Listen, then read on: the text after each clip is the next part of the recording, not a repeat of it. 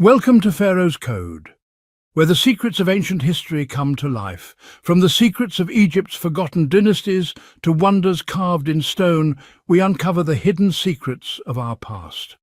One discovery at a time. Subscribe and enter a world where time speaks. Welcome to Pharaoh Code Live. This is your weekly deep dive into the forgotten mysteries, ancient technologies and shocking truths hidden in the sands of Egypt. In today's special broadcast, we're bringing you all 6 mind-blowing episodes we released this week, one after another. From cosmic alignments and lost civilizations to radical theories about the true purpose of the pyramids, we've packed this live stream with knowledge that mainstream history doesn't want you to hear. Grab a drink, sit back, and let's journey through the ancient world together. Don't forget to like, share, and subscribe if you're passionate about real history. Title: The Miracle of the Pyramids and Orion's Belt. Unlock the ancient secrets of the pyramids. In this episode, we explore the astonishing alignment between the pyramids of Giza and the stars of Orion's Belt. Discover how ancient Egyptians may have encoded cosmic knowledge in stone and what it reveals about their beliefs and technology. Video 2. Title: The Age of the Pyramids, Unveiling Ancient Secrets. Were the Great Pyramids of Giza truly built in 2500 BCE or thousands of years earlier? Dive deep into hidden clues that challenge everything we've been taught about ancient Egypt. And Video 3. Did the Great Sphinx originate over 10,000 years ago? We examine controversial theories and groundbreaking research suggesting a much older origin and a lost civilization behind it all.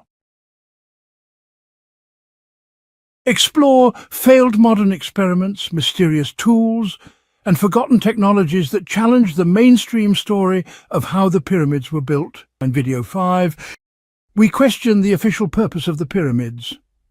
Were they really tombs or something far more complex and mysterious? Video 6.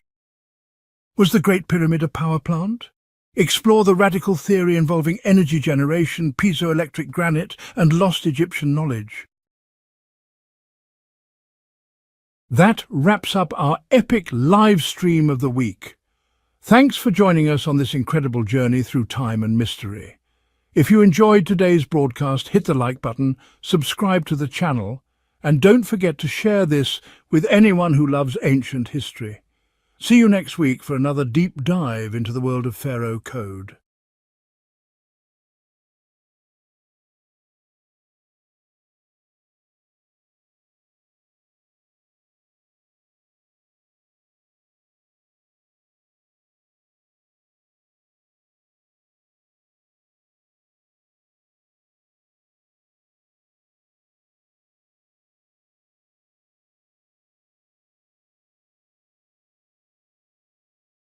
Is unconvincing because Menkaur's pyramid contains massive quantities of red granite, with some pieces weighing over 10 tons.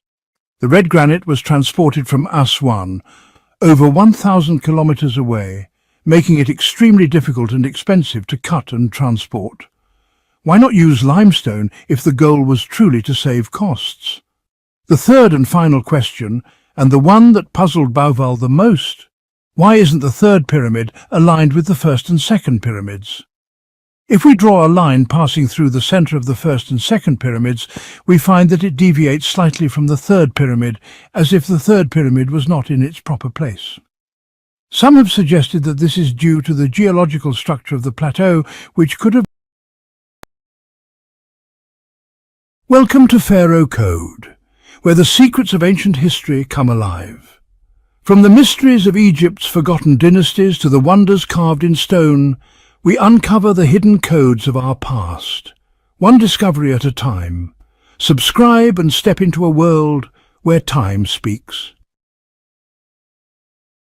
In 1979, while Belgian civil engineer Robert Bauval was waiting for his flight at London Heathrow Airport to his workplace in Sudan, he was reading a book titled The Sirius Mystery by Robert Temple. The book discussed the beliefs of the Dogon tribe, an African community currently located in Mali. For thousands of years, every 50 years, the Dogon have held a ceremony called Sigwi, during which they perform a complex dance based on the apparent movement of the star Sirius. They believed that this celebration helped communicate with the dead. The mysterious part lies in the fact that Sirius is a binary star. Two stars, not one, known as Sirius A and Sirius B. Sirius B completes an orbit around Sirius A every 50 years, meaning the Dogon were aware of this information, which is why they held their rituals every 50 years, coinciding with the orbit. Sirius is one of the brightest stars and belongs to a group known as the Great Dog. What's even more astonishing is that Sirius B was only discovered about 150 years ago, and it cannot be seen with the naked eye, only with a powerful telescope. The first photo of Sirius B was taken in 1970. So how could the Dogon, a relatively simple and primitive tribe, know about the movement of this star, which requires advanced astronomical knowledge? Robert Temple, the author of the book, concluded that the Dogon's astronomical knowledge was inherited from the ancient Egyptians thousands of years ago. To uncover the mystery of Sirius, one must delve into the history of ancient Egypt. Inspired by this book, Robert Bauval embarked on a research journey that took him over 10 years to complete. In the end, he arrived at an idea that could potentially rewrite all of Egyptian history. He concluded that Egypt, with its Nile River and pyramids, is a mirror image of the sky, the pyramids, and the Orion Belt. Robert Bauval was born in Alexandria, Egypt. At the age of 16, he moved with his family to London, where he graduated as a civil engineer and lived his life there. Like millions, the pyramids had always been part of his thoughts. In 1982, he visited the Egyptian Museum in Cairo.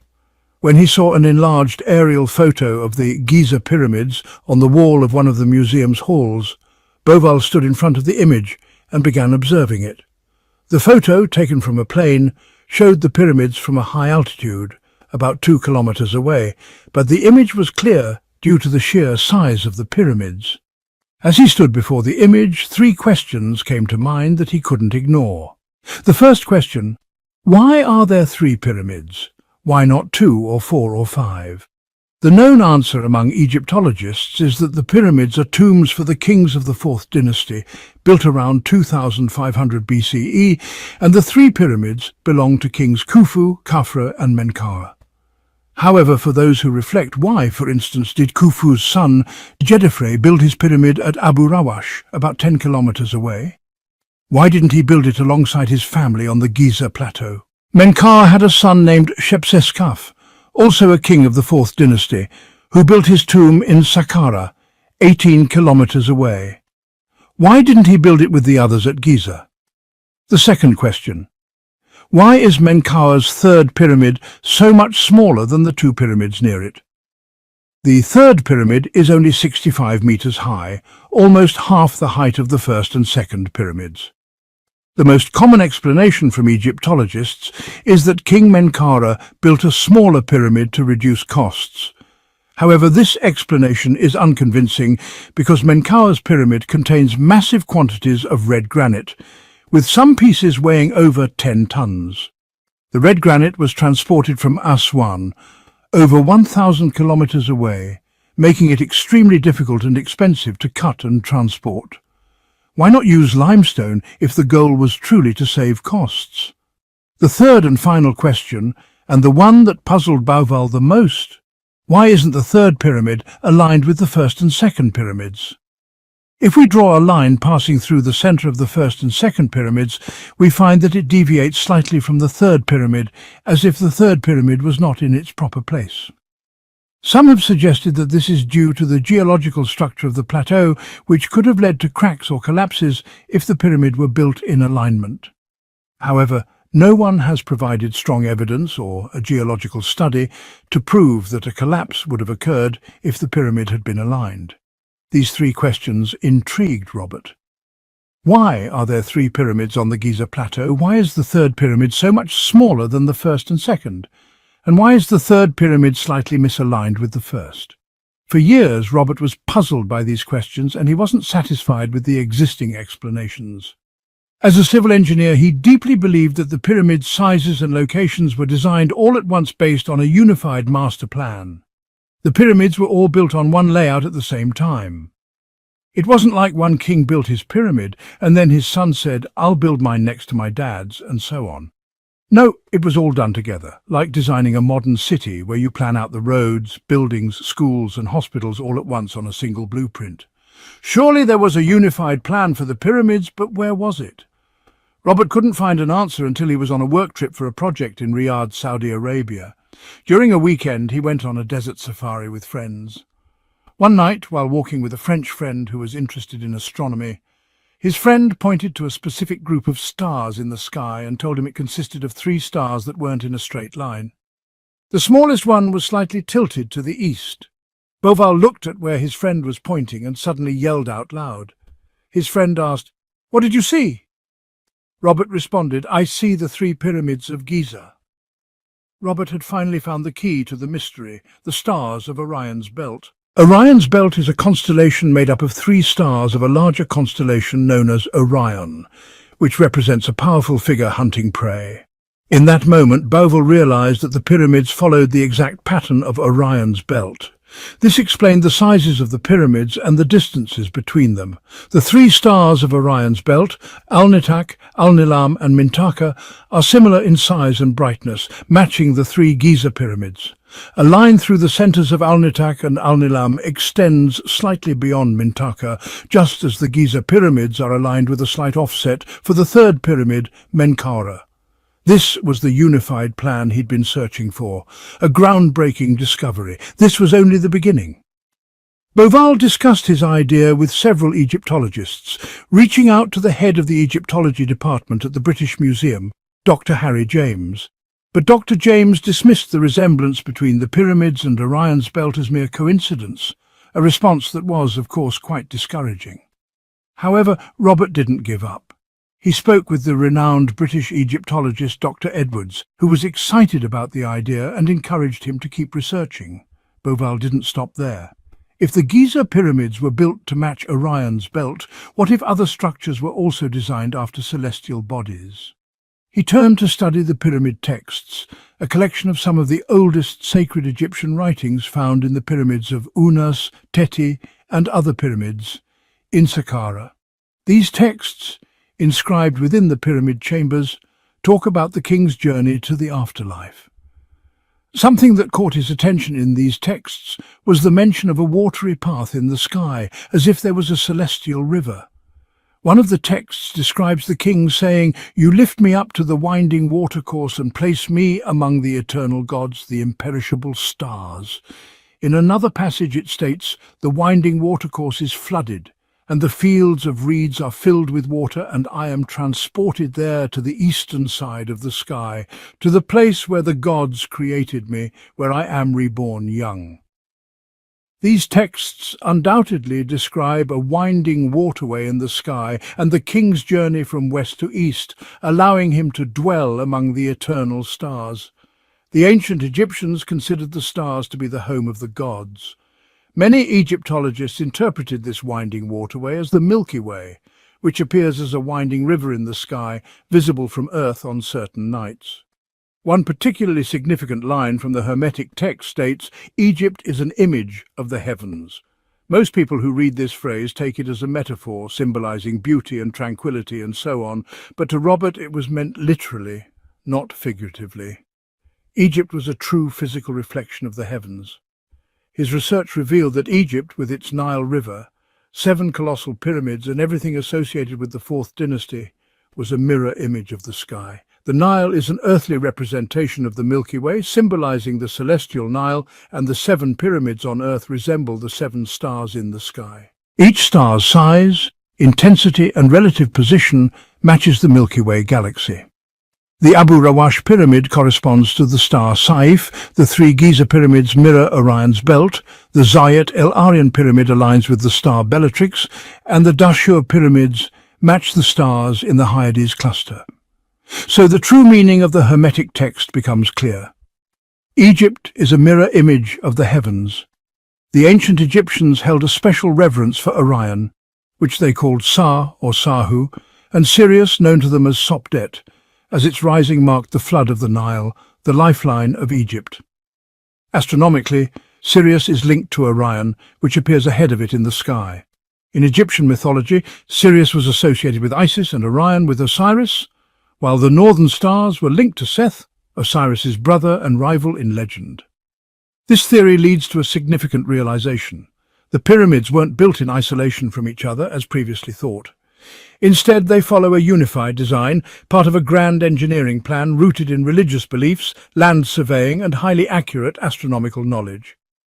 From day one, it was decided that 7 pyramids would be built in these specific locations as part of a single overarching project. The design was laid out at once, but construction could span over 100 or even 200 years, more or less. This wasn't an issue.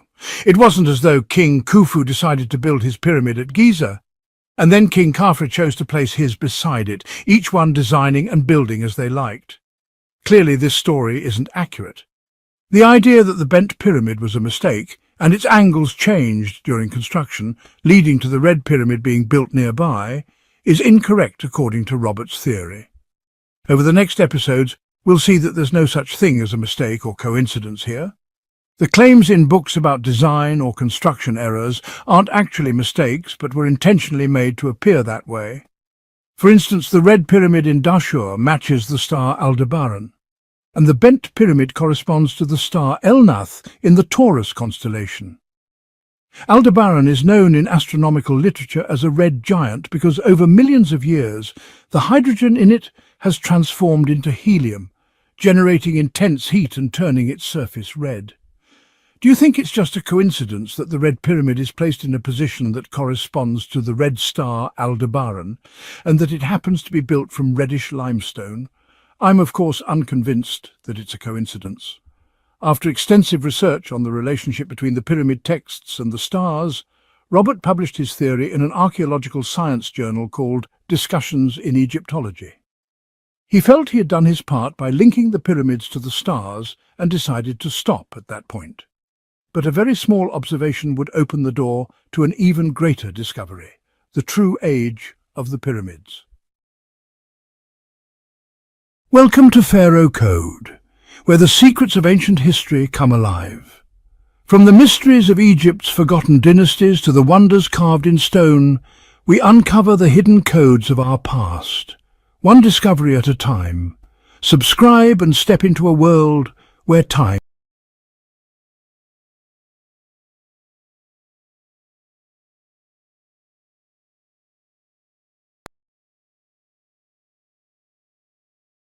Welcome to Pharaoh's Code, where the secrets of ancient history come to life.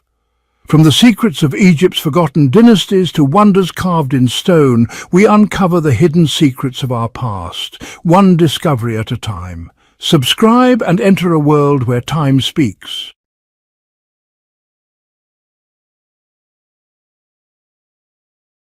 Welcome to Pharaoh's Code, where the secrets of ancient history come to life. From the secrets of Egypt's forgotten dynasties to wonders carved in stone, we uncover the hidden secrets of our past, one discovery at a time. Subscribe and enter a world where time speaks. In the previous video, we discussed how Robert Bovell proved that the layout of the Giza pyramids matches the pattern of Orion's belt. After extensive research into the pyramid texts, he also demonstrated that even the position of the Nile River mirrors the Milky Way galaxy, and that the 7 pyramids stretching from Abu Rawash to Dashur reflect the 7 stars in the sky. He published his findings in an archaeological science journal. Years later, in the early 1990s, after his theory had been released, personal computers became widely available. Bovell purchased a program called Sky Globe, which astronomers used to determine the position of stars at any moment in the past or future. This software could display constellations and how their positions changed due to the Earth's movement. In other words, it allowed you to see where the stars would be tomorrow, the day after, or even 1,000 years from now.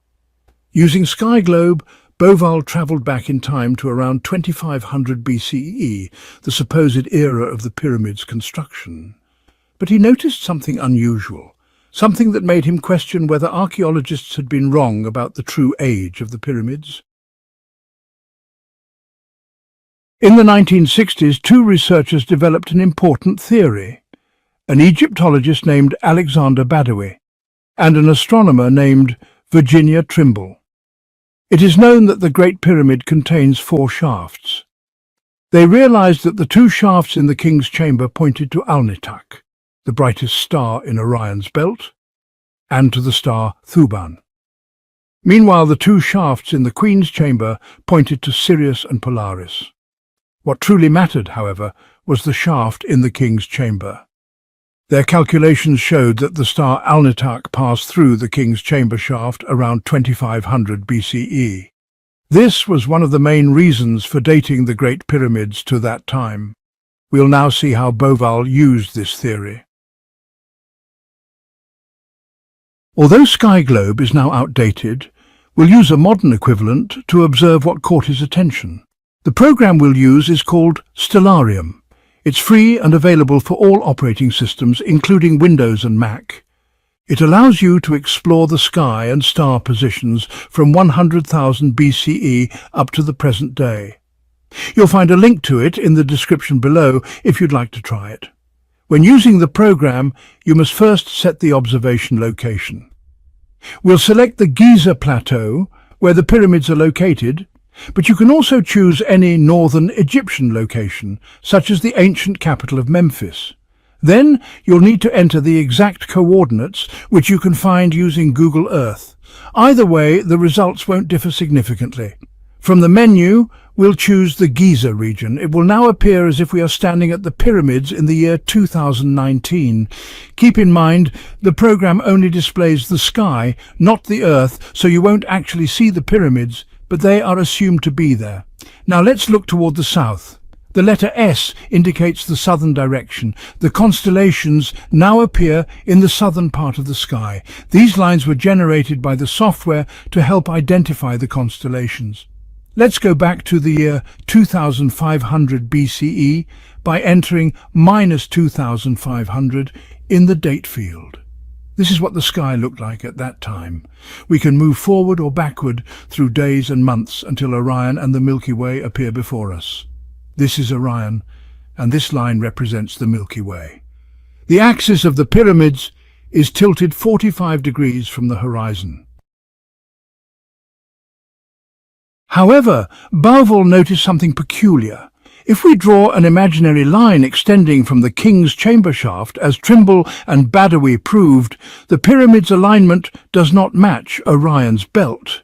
This means that the builders aligned the Great Pyramid shafts with Alnitak, but the layout of the 3 pyramids doesn't match the belt pattern. There's a significant difference in the angles. If you zoom in, you'll notice a clear tilt in the angle. At the bottom, we see the layout of the Giza pyramids, angled at 45 degrees from the horizon, as we established earlier. However, the Orion constellation appears at a much sharper angle, creating a major discrepancy. In other words, if the pyramids had been built in 2500 BCE, they wouldn't have been aligned in this way. They would have needed to be set at a steeper angle to match Orion's belt. At this point, you might ask, what if the 3 pyramids were built at random angles?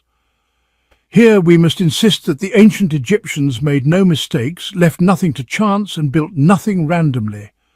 Everything was designed with precision. Every angle they chose had a specific reason. So what happens if we change the date? Let's move the date forward to 2400 BCE.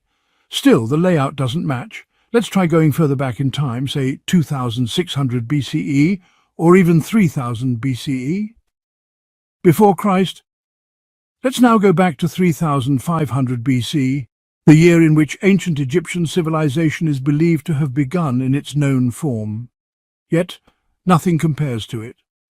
However, Robert noticed that the angle discrepancy decreases as time goes backward. That's when he began to question whether the conventional dating of the pyramids was actually correct. To answer this, he raised another question.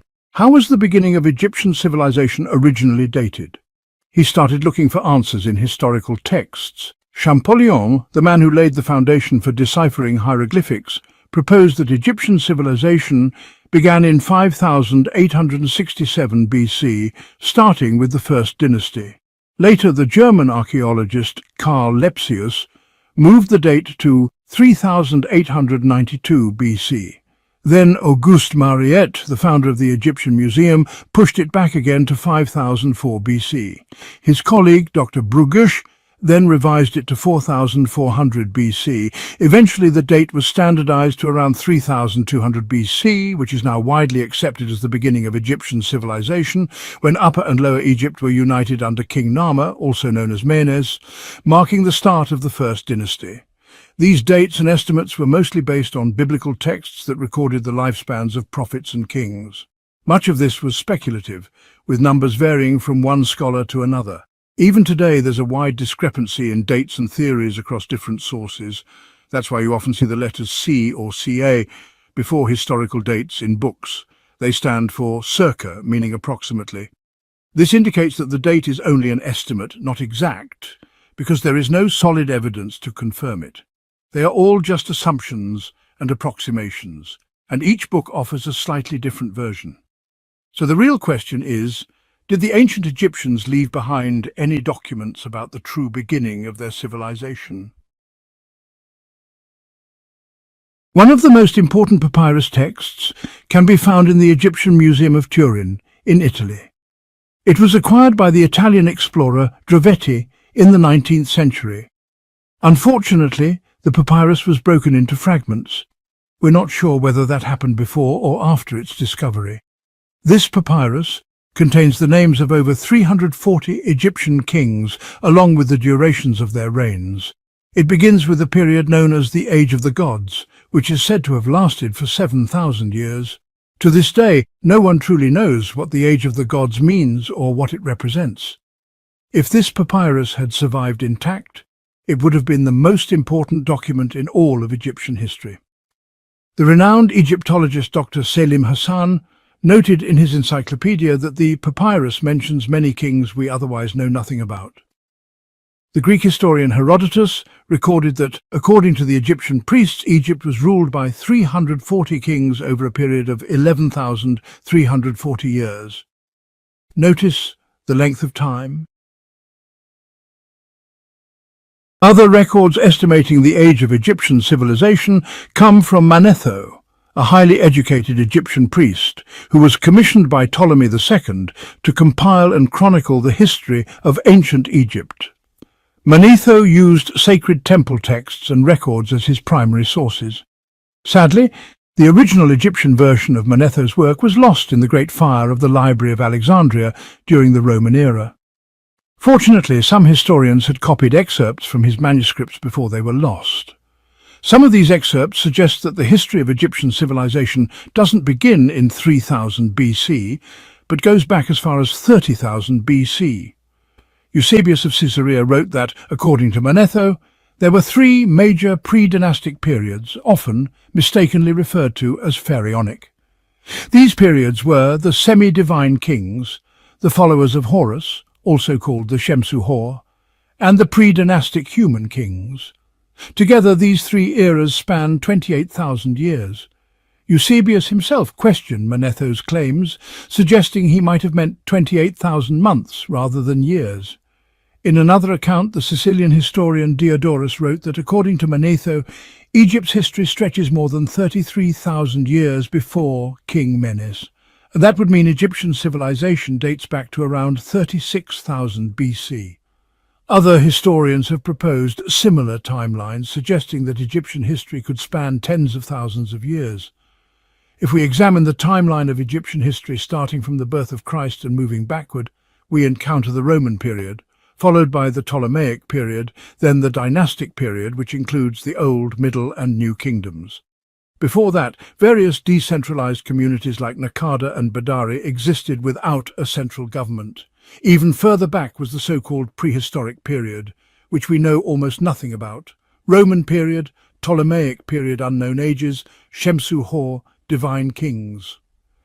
This is a rough timeline of ancient Egypt based on the Turin king list, Manetho and Greek historians. However, modern accounts often ignore the Shemsu-Hor. the semi-divine rulers, and the gods, as if they never existed. As we've now seen, these ancient references were acknowledged by some of the most prominent Egyptologists, including Dr. Selim Hassan, Dr. Ahmed Fakhri, and others. So, it's clear that we are not talking about some unknown or secret papyrus here. However, when scholars mention it, they never delve into those ancient eras. Who lived during those times? What were their achievements? Where did they go? They simply state these facts without further explanation, just a period at the end of the sentence.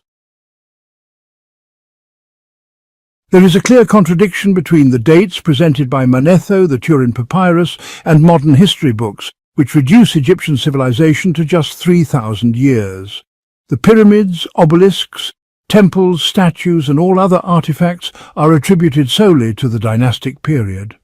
It appears that most of the widely accepted timelines established by early European Egyptologists over the past 200 years were biased by religious beliefs. In other words, the Egyptian civilization was not supposed to be older than 6,000 years according to the biblical timeline. Any differences in the real timeline, according to Manetho's followers, might be attributed to inconsistencies in calendar systems or personal interpretations. Undeniably, there are several periods in Egyptian history that we know absolutely nothing about. The true age of Egyptian civilization is not 3,000 years, it extends tens of thousands of years further back. All of this information was in front of Robert Bauval while he was investigating the age of the pyramids. He realized that the commonly accepted age of Egyptian civilization was not based on solid evidence, and that our entire understanding of ancient Egypt had been limited to the dynastic period and just a little before it. In this case, it became very likely that the pyramids were older than 2500 BCE. That's why their alignment doesn't reflect the current sky. The Orion constellation wasn't even facing the pyramids at that time. Now, let's return to the software program and travel back in time. Let's try rolling back to 3500 BCE. We align the sky as viewed from the southern side of the Giza pyramids and begin moving further back. Now there's a match. The Giza pyramids align with Orion's belt at a 45-degree angle to the horizon. The Nile River also aligns with the Milky Way galaxy at a 9-degree angle. But the year is 10,500 BCE. 10,500 BCE is the earliest date at which there's a clear celestial reflection between the Giza pyramids and Orion's belt. Robert Bauval's friend, Graham Hancock, was with him during this experiment. He shouted to Bauval about the kind of trouble they would face once they revealed the link between the pyramids and Orion's belt. How outrageous would it be to claim that the exact construction date of the pyramids was 10,500 BCE? Maybe the program had a glitch. Let's try another one. Same result. Even a third program gave the same result, 10,500 BCE. This suggests that the builders of the pyramids encoded their age in a way that couldn't be forged or erased.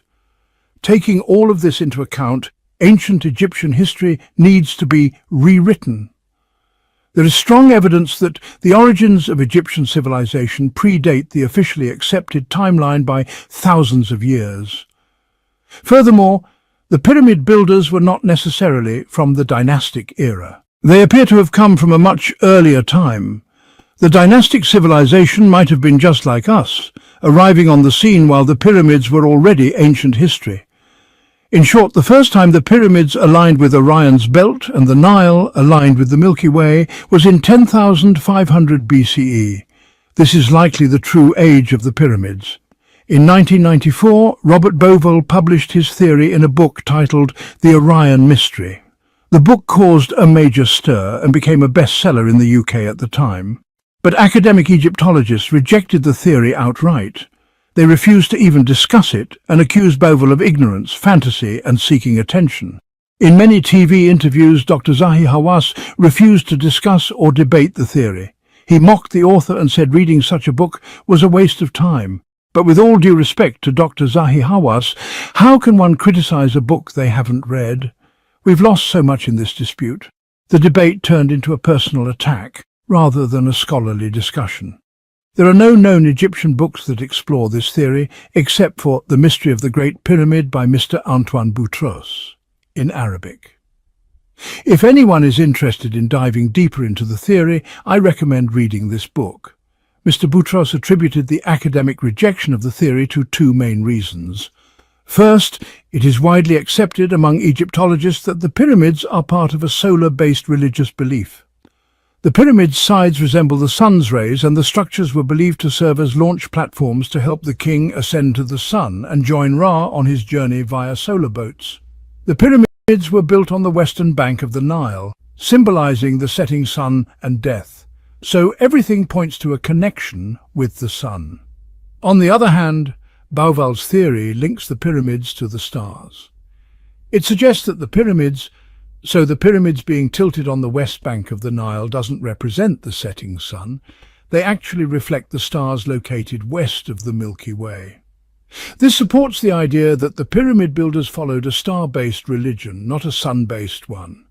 These findings weaken the theory that the pyramids were built during the dynastic period. Secondly, Robert Bauval's theory that the pyramids were built before 10,000 BCE would dismantle almost everything written in Egyptology over the past 200 years. Thousands of papers, journals, books and documentaries would need to be reconsidered, not just about Egyptian history, but world history as a whole. As we mentioned earlier, according to Manetho, ancient Egyptian civilization stretches back thousands of years before the dynastic period. It's very likely that the pyramid builders belonged to a much earlier era, perhaps the demigods, the Shemsu-Hor, or some other unknown time in history. Some of you might wonder, why not use carbon-14 dating to determine the exact age of the pyramids and put an end to all this speculation? Carbon-14 dating was discovered in the 1940s and is still used today to date archaeological finds. However, carbon-14 can only be used to date organic materials, things like hair, bones from mummies, or even remnants of wood or food. If no organic material is found, carbon-14 dating unfortunately can't be used to determine the age of an artifact. Therefore, when carbon-14 tests are done, they cannot be performed on stone, only on any surrounding organic material. The renowned Egyptologist Dr. Mark Lehner addressed this in a long interview on his website. He believes the pyramids were built around 2500 BCE. According to him, there is no easy way to determine the age of the pyramids using carbon-14. So, what did they do when they tried to use carbon-14 to date the pyramids? They measured the age of the solar boats found nearby, as they were made of wood, a type of organic material. They also dated pottery that had dried food residue near the pyramids. Additionally, they analysed wooden pegs wedged between the pyramid stones because the stones themselves are inorganic. Results from dating the solar boats, the food remains, and even skeletons found around the pyramids all fell between 2500 and 3000 BCE. But since these findings come from various periods around the pyramids, and because items like the workers' tombs may have come after the pyramids were built, there is no conclusive evidence linking them directly to the pyramid construction. In the Nubian Museum in Aswan, a very rare artifact was discovered, a decorated ostrich egg from the Naqada culture, dating back to around 4500 BCE. This egg was found in a tomb in 1907. If you look closely, you'll notice a drawing of 3 pyramids that closely resemble those at Giza, alongside a river that looks like the Nile. If you view the Giza pyramids from the south, you'll see that all 3 are positioned on the west bank of the Nile and in the exact same sequence as shown on the egg. You'll also see that the river drawn on the egg is wider in the north and narrower in the south, just like the Nile. The identification note dates it to 4500 BCE. The official opinion is that this is purely a coincidence and that the drawing does not represent the Giza pyramids. However, many people, both amateurs and professionals, have raised the same concern about the egg. They insist that it's living proof the pyramids are far older than we've been told. So we've looked at Bauval's theory, The Turin Papyrus, Manetho's writings, the ostrich egg, and many other findings not covered in this video due to time constraints, but which will be discussed in future episodes. All of them point to the pyramids and ancient Egyptian civilization being several thousand years older than currently documented. Even though this theory is widely accepted and believed by many people around the world, it is still officially rejected. That means that by the time King Narmer united Upper and Lower Egypt into one kingdom, around 3200 BCE, the pyramids may have already existed for thousands of years. We'll see you next time in the video, Who Carved the Great Sphinx? Finally, at the end of the video, add a closing message thanking the viewers for listening and encouraging them to follow the Pharaoh Code channel and watch future videos. Subscribe, like and comment.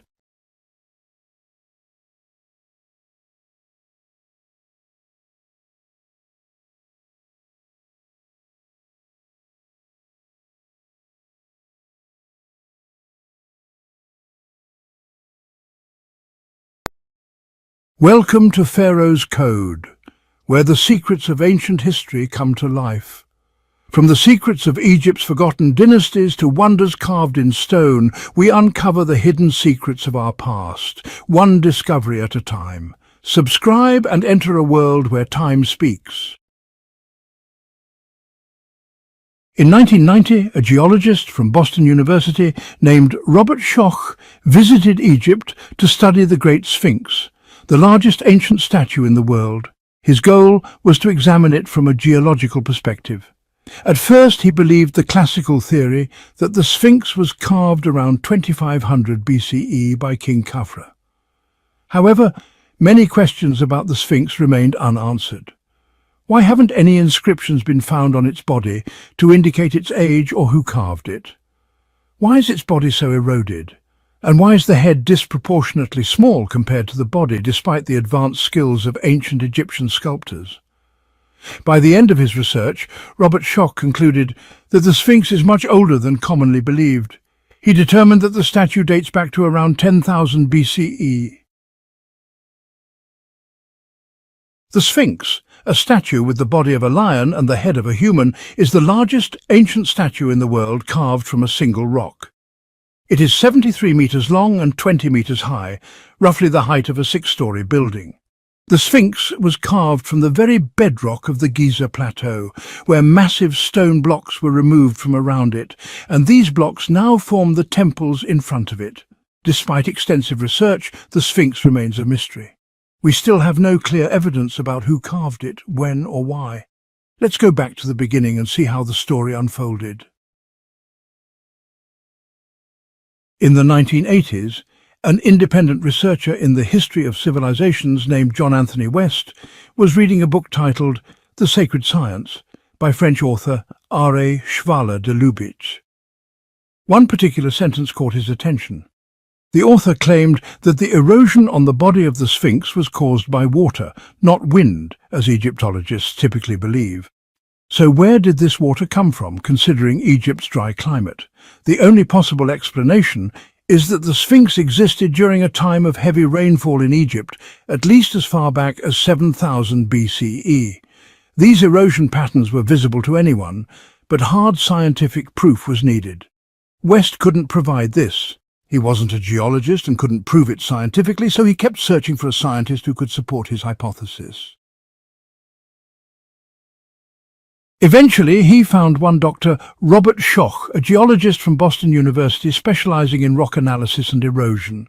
West visited him, and before explaining anything, he played a small trick. He showed Schoch a photo of a rock and asked, "Is this erosion caused by water or wind?" Schoch confidently answered, "This is water erosion." When West revealed the photo was of the Sphinx, Schoch was intrigued by the mystery and agreed to help with the research. Both travelled to Egypt to examine the Sphinx. When they began inspecting the statue's body, they found clear erosion patterns, broad grooves along its back, sides and chest. Anyone standing before the statue could see the erosion marks. To geologists, there is only one explanation for these patterns. Schwaller was right. They were caused by water. This meant the Sphinx was carved before or during the Mousterian pluvial period in Egypt, over 7,000 years before Christ. It had been exposed to heavy rainfall and left in mud and water for centuries, which eroded its stone body into the form we see today. The back of the Sphinx is so worn that it's nearly straight, unlike the curved backs typically seen in lion statues. This was the first step in proving that the Sphinx had been exposed to Mousterian rainfall. The second step was when Schoch studied the surrounding walls of the Sphinx to find additional evidence supporting his theory. It's known that the Sphinx was carved from bedrock within the Giza plateau, which makes it appear as if it's situated in a trench or basin. Archaeologists had claimed that the erosion on the walls was caused by wind.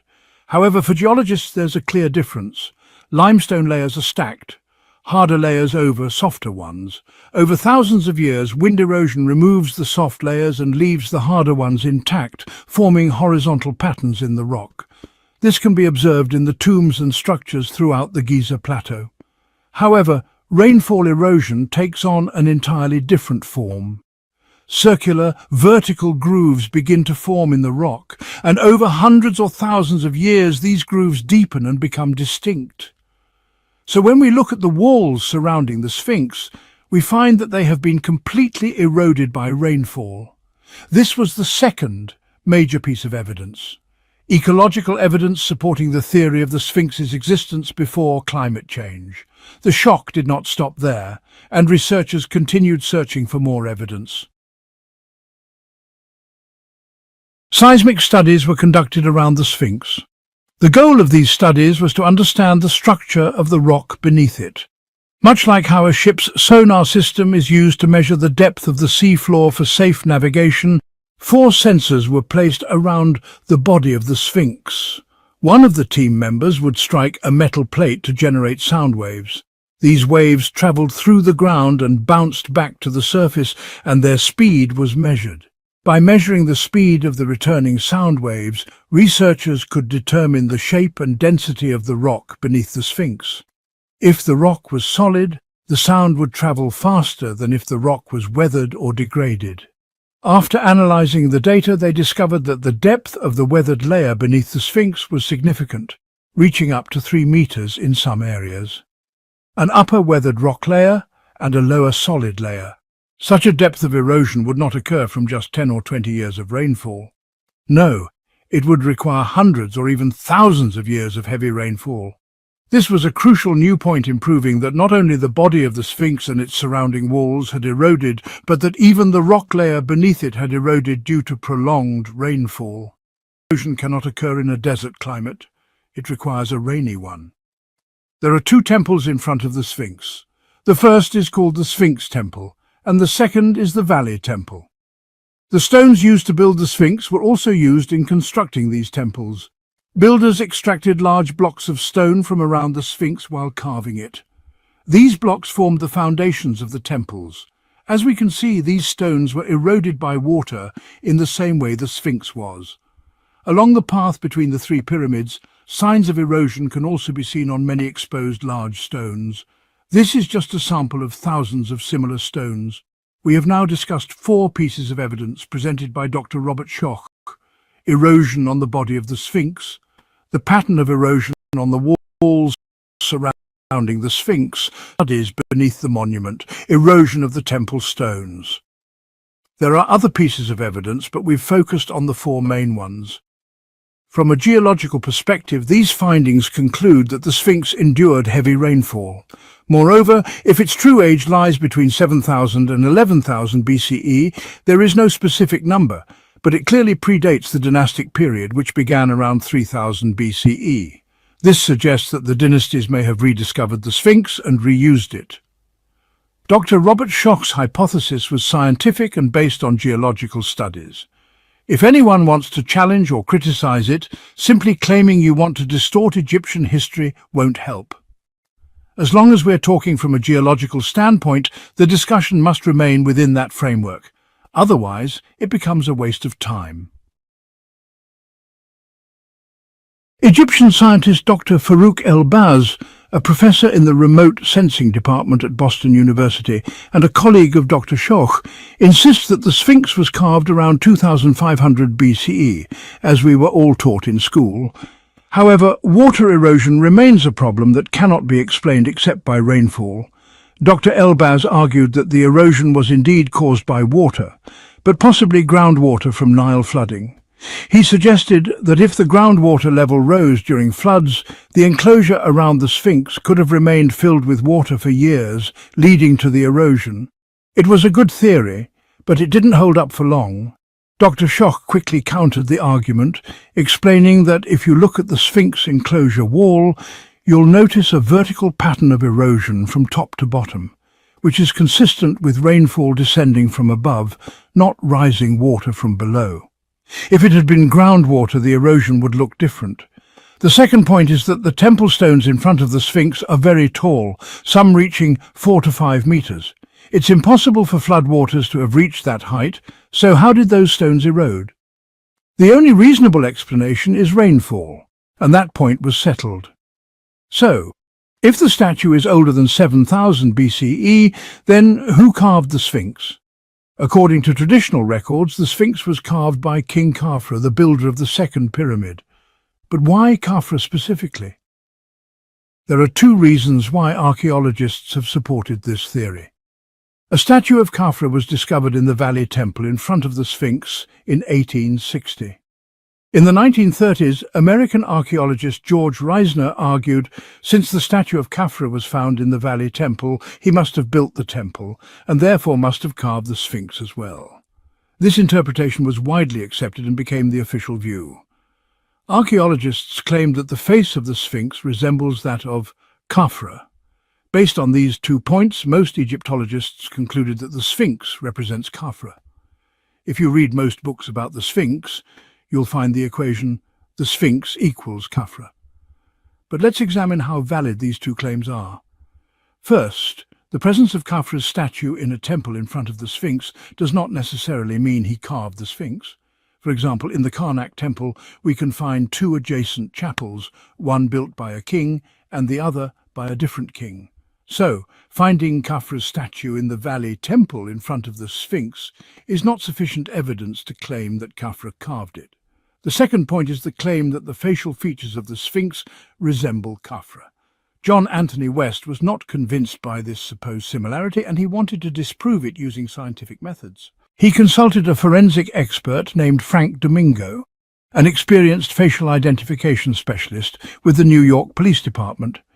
Domingo travelled to Egypt and obtained the necessary permits to study the facial features of both the Great Sphinx and the statue of Khafra in the Egyptian Museum.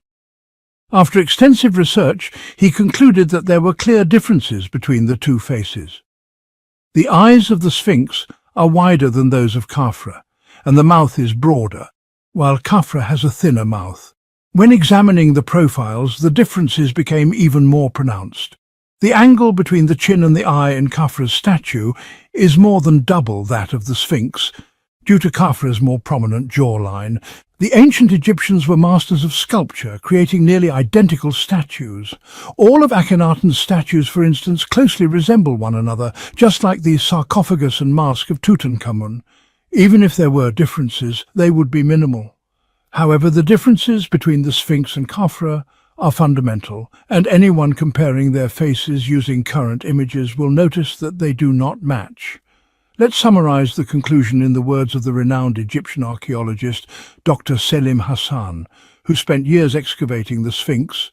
Until now, we have not reached a definitive conclusion confirming the age or identity of the Sphinx's creator, nor have we found a single inscription from that era that clarifies the matter.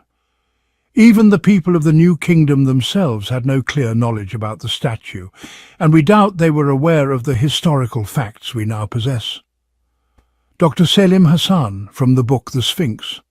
In the same hall as Khafra's statue in the Egyptian Museum, there's a stone as the inventory stela. This artifact is controversial because it states that Khufu, Cheops, the grandfather of Khafra, carried out several projects in the Giza area, including, and pay attention, restoring and decorating the Sphinx. This means that the Sphinx existed before Khufu ruled Egypt. Now let's consider the real age of the Sphinx, which clearly needed restoration by Khufu. According to the German archaeologist Dr. Brugsch, if Khufu restored the Sphinx, as the stele suggests, then he must have seen it, which implies that it predates him. Critics argue that the stele was written during the 26th dynasty, about 2,000 years after Khufu's reign. But does that invalidate it? The ancient Egyptians wrote it, and they likely based it on earlier sources. However, this inscription was largely dismissed due to the insistence on associating the Sphinx with Khafra. Another important point, why is the head of the Sphinx so small compared to its body? When viewed from the side, the head appears disproportionately small. Other Sphinx statues in the Egyptian Museum are well proportioned and aesthetically balanced. Does this mean the Great Sphinx is an exception? Here, Schoch and West introduced a revolutionary idea. The head of the Sphinx is not original.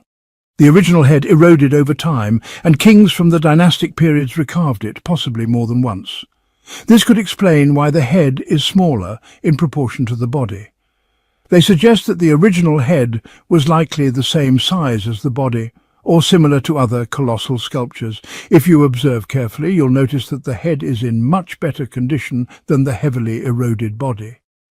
Logically, the head should be in worse condition than the body, or at least more eroded than the body's lower parts, since it is more exposed to wind and rain. Yet the head is better preserved. This suggests that it was recarved into the image of a specific person, though we still don't know who that person was. There's an ongoing debate over whether the original Sphinx had the head of a lion or a human. But one thing is certain: the current head is not the original.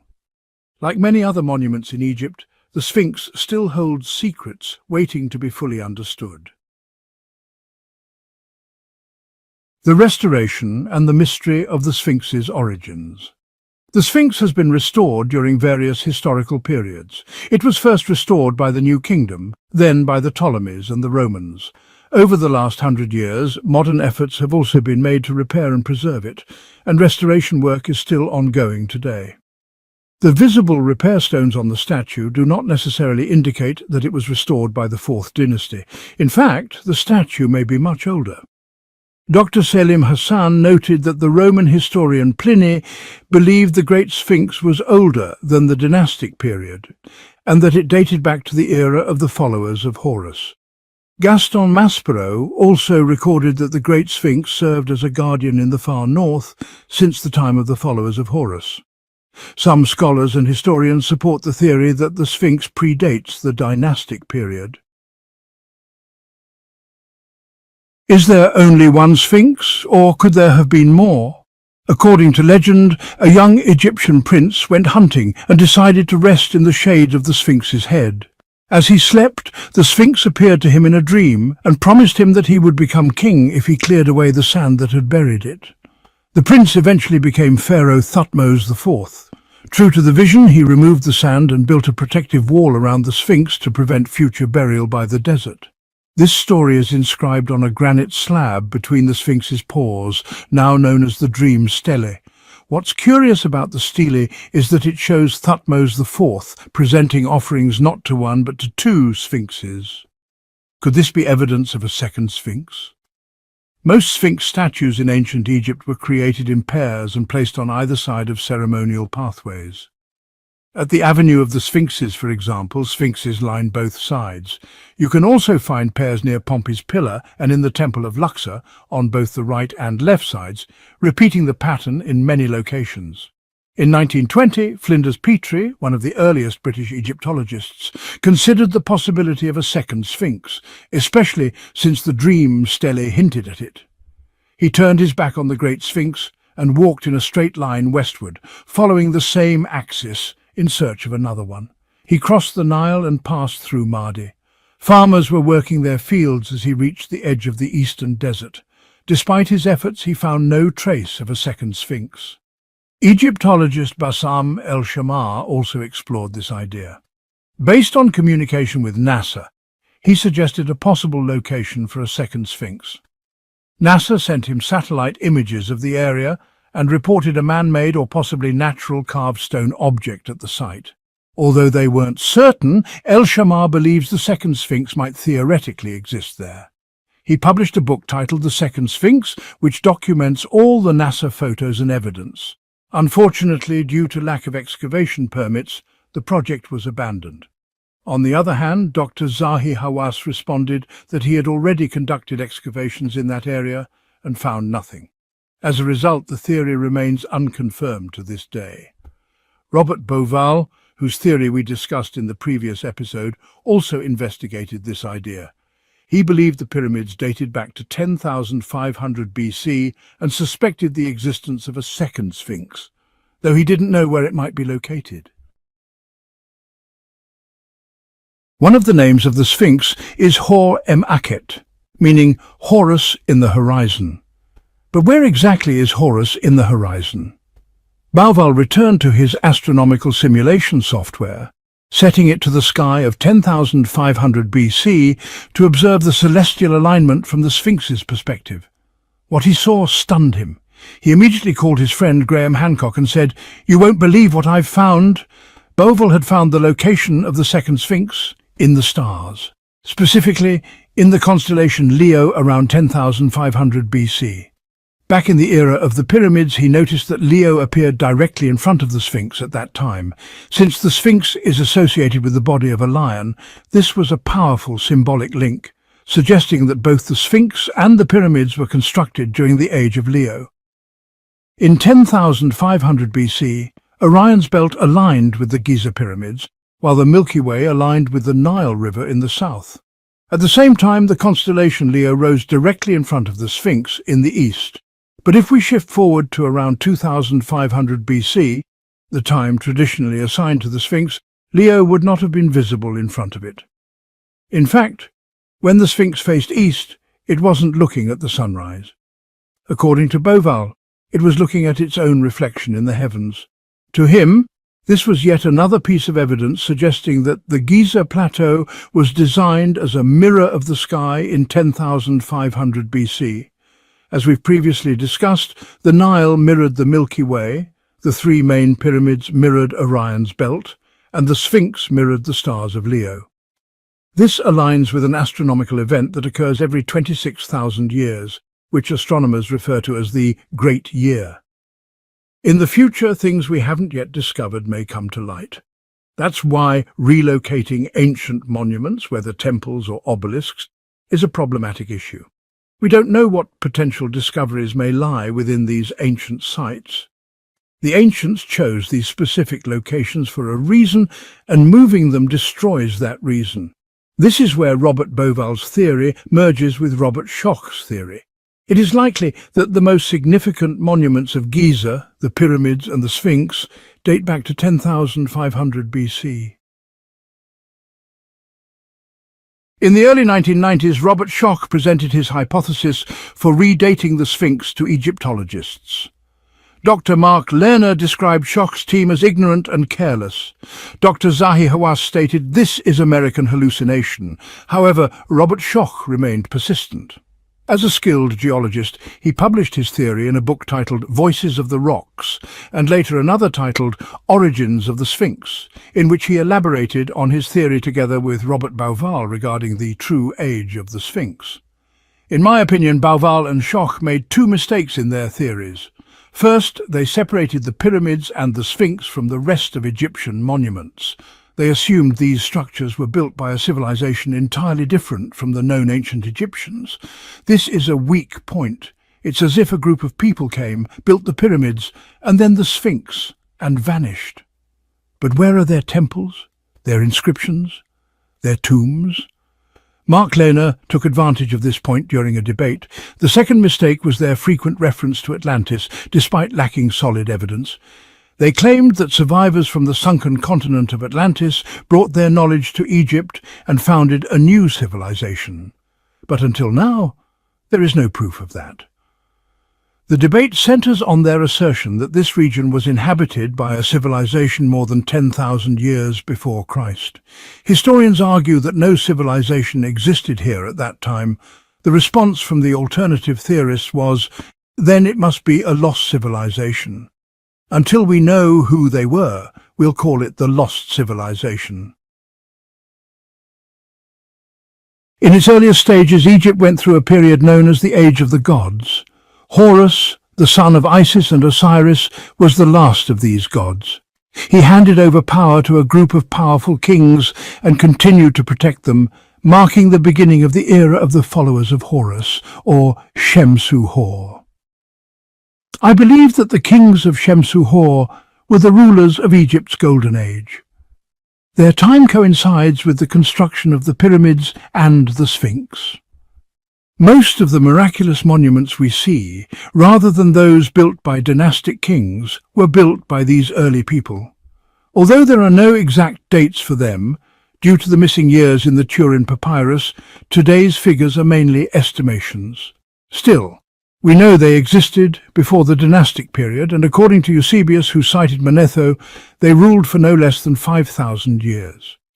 After the emergence of Bauval's theory about the age of the pyramids, and Schoch and John Anthony West's theory about the Sphinx in the early 1990s, we can say two major viewpoints on Egyptian civilization emerged, two opposing schools of thought. The first is the mainstream view, the largest and most well-known.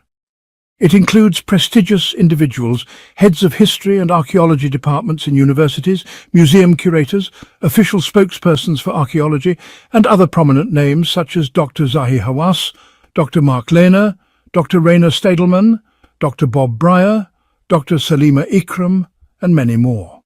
This view adheres to the official narrative that has been published in references for decades. In short, they state that Egyptian civilization began around 3500 BC, and that the dynastic kings were the sole builders of the pyramids, obelisks, and temples. They used primitive tools for construction and carving, such as hammers, chisels, sledges, and wooden pulleys.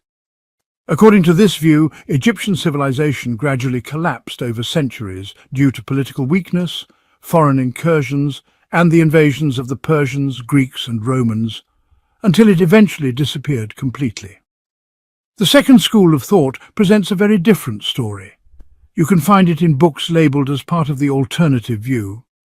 Among its most well-known names are Graham Hancock, John Anthony West, Christopher Dunn, Robert Schoch, Robert Bauval, and many others, including several Egyptians. They offer astronomical, geological, and scientific evidence supporting the existence of a crucial missing chapter in Egyptian history, dating between 10,000 and 12,000 BC. Moreover, they argue that Egyptian civilization reached its peak during that time. The builders of the pyramids, obelisks, temples, and giant statues were not primitive, but rather possessed advanced knowledge and technologies that we still do not understand. Furthermore, they argue that Egyptian civilization did not collapse gradually. It ended due to a sudden, catastrophic disaster. After this collapse came the dynastic period, during which the ancient Egyptians rediscovered and reused the statues, coffins, temples, and obelisks made by their predecessors. There is a wealth of evidence pointing to this disaster, with three key indicators. First, the overwhelming number of damaged temples, destroyed pyramids, and broken statues at most archaeological sites. Tourists often ask, why is everything broken like this? Clearly, the end was unexpected. It was more than just a Hyksos or Persian invasion. Second, many engineering projects were left unfinished. Pyramids, sarcophagi, or other structures that were never completed or properly placed, suggesting that their creators did not have time to finish them. Third, the loss of knowledge. We used to build pyramids and carve obelisks, and then all of a sudden we no longer knew how to build these structures or what their true purpose was. All of this will be explored in detail in the upcoming episodes. Naturally, the alternative view is attacked and accused of distorting the official story, but their arguments are filled with logic and reason. From childhood, we were taught, told, and read the mainstream theories. It's time we give the alternative view a chance. Let's hear what they have to say and how they think. See you in the next episode. After spending many years researching and investigating the origins and true history of Egyptian civilization, especially his search for the Sphinx, John Anthony West passed away in 2018. Next episode, Welcome to Pharaoh's Code, where the secrets of ancient history come to life. From the secrets of Egypt's forgotten dynasties to wonders carved in stone, we uncover the hidden secrets of our past, one discovery at a time. Subscribe and enter a world where time speaks. In 1990, a geologist from Boston University named Robert Schoch visited Egypt to study the Great Sphinx, the largest ancient statue in the world. His goal: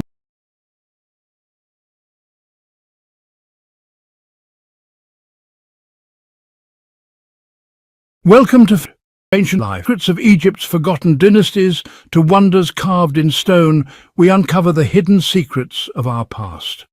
One discovery at a time. Subscribe and enter a world where time speaks. When physicist Louis Walter, who had won the Nobel Prize, visited the pyramids of Mexico, he stood before them and said, "These pyramids don't shake me much. The ones that truly astonish me are those standing at the edge of the desert in Giza." That is the dilemma. Minds have long failed to answer even the simplest questions about the pyramids. Why were the pyramids built using such massive stones? What method was used to lift these gigantic blocks to such great heights? How were the tunnels and passages beneath the pyramids made so straight? Despite thousands of inscriptions, drawings and papyri, there isn't a single one that clearly explains how the Giza pyramids were built. Neither humans nor jinn could replicate such a masterpiece. The first question that might come to your mind as you stand in front of the Giza pyramids is, how could a people, still in the early stages of their civilization, build such a structure? One that we still can't fully understand or replicate today. And they didn't just build it once, they repeated the process multiple times. It's true that the Giza pyramids are the most famous and grand, but they are part of a larger group of massive pyramids. All the pyramids were built west of the Nile Valley, with the majority falling into 10 main groups, stretching from Abu Rawash in the north to Fayum in the south. Today, over 100 pyramids have been discovered across Egypt. Travelers and scholars have studied Egyptian civilization since ancient times, but it's clear that the pyramids have confounded everyone who tried to solve their mystery. They continue to puzzle experts in physics, geology, astronomy, and architecture. According to the official story, Egyptian civilization began in a structured form with the unification of Upper and Lower Egypt by King Narmer around 3300 BCE. In ancient Egypt, the sun, life's primary source, rises in the east and sets in the west. Therefore, the west was considered the land of the dead, and tombs began to be built there. Over time, those tombs evolved into the complete pyramid shape. The first issue with the official narrative is the idea of a sudden leap in development. The step pyramid of Saqqara, considered the first stone pyramid, was built around 2630 BCE. Just 70 years later, 3 of Egypt's greatest and most massive pyramids were built, all attributed to Pharaoh Sneferu, the first king of the 4th dynasty. The step pyramid was designed with a height of 60 meters and built with medium-sized stones that were relatively easy to manage. But the pyramids that followed became vastly more complex, larger stones, more advanced construction techniques, and the introduction of true pyramid shapes instead of step designs. A 70-year period doesn't seem sufficient to explain such a leap, unless it was tied to a major discovery or invention. For example, in 1850, we were still using basic machines, and just 70 years later, airplanes were flying because of the invention of the engine. Or think of how computers caused a massive leap forward. So what invention or discovery could have led to the jump from the step pyramid of Djoser to the bent and red pyramids of Dashur? Nothing changed. Stone was still stone, workers were still workers, and simple tools were still being used. Iron hadn't yet been discovered, nor had the wheel or pulleys. So how did they do it? The usual answer is that it was due to the genius and faith of the ancient Egyptians. But what exactly did they do? The era of building giant pyramids lasted less than 100 years. After that, pyramid quality mysteriously declined. One common explanation is that costs were too high or resources too scarce. But the pyramids at Giza and Dashur remain unrivaled in their unique design and execution, suggesting that their construction required decades, if not centuries, of accumulated knowledge in astronomy, engineering, geology and stoneworking. That's why many believe the advanced geometry of the pyramids proves that Egyptian civilization is older than we think. These are not ordinary buildings. The Great Pyramid in particular has received more archaeological and historical attention than any other pyramid in the world. Dozens of books have been written about it alone. Why? Mainly because of its sheer size and the precision with which it was built. Each of its 4 sides measures about 230 meters. The sides are aligned with extreme accuracy to the cardinal directions, east, west, north and south. The pyramid's north-south axis is almost perfectly aligned with Earth's axis, with a deviation of only 3/60ths of a degree. That's smaller than the degree marks on a tiny protractor. In 1884, its deviation was measured at 9/60ths of a degree, still only 3 times greater than the current pyramid's deviation, even though modern tools are far more advanced, and the same near-perfect alignment can be found in Khafra's pyramid. To this day, no one knows how the ancient Egyptians managed to orient the pyramid so precisely to true north. The Great Pyramid is estimated to be made of 2.5 million stone blocks, each weighing between 10 and 15 tons. The King's Chamber and its ceilings are entirely made of granite blocks cut from Aswan, weighing up to 1,500 tons in total. This chamber is located 40 meters above the base of the pyramid. No one knows how they lifted such massive blocks that high. Before construction began, the builders prepared the ground by cutting into the Giza Plateau's bedrock and laying a base of Tura limestone to flatten the surface, an area equivalent to 13 acres, roughly the size of several football fields. The pyramid's core stones were quarried from the Giza Plateau itself. The greatest challenge remains. Why build the entire structure using millions of massive stones?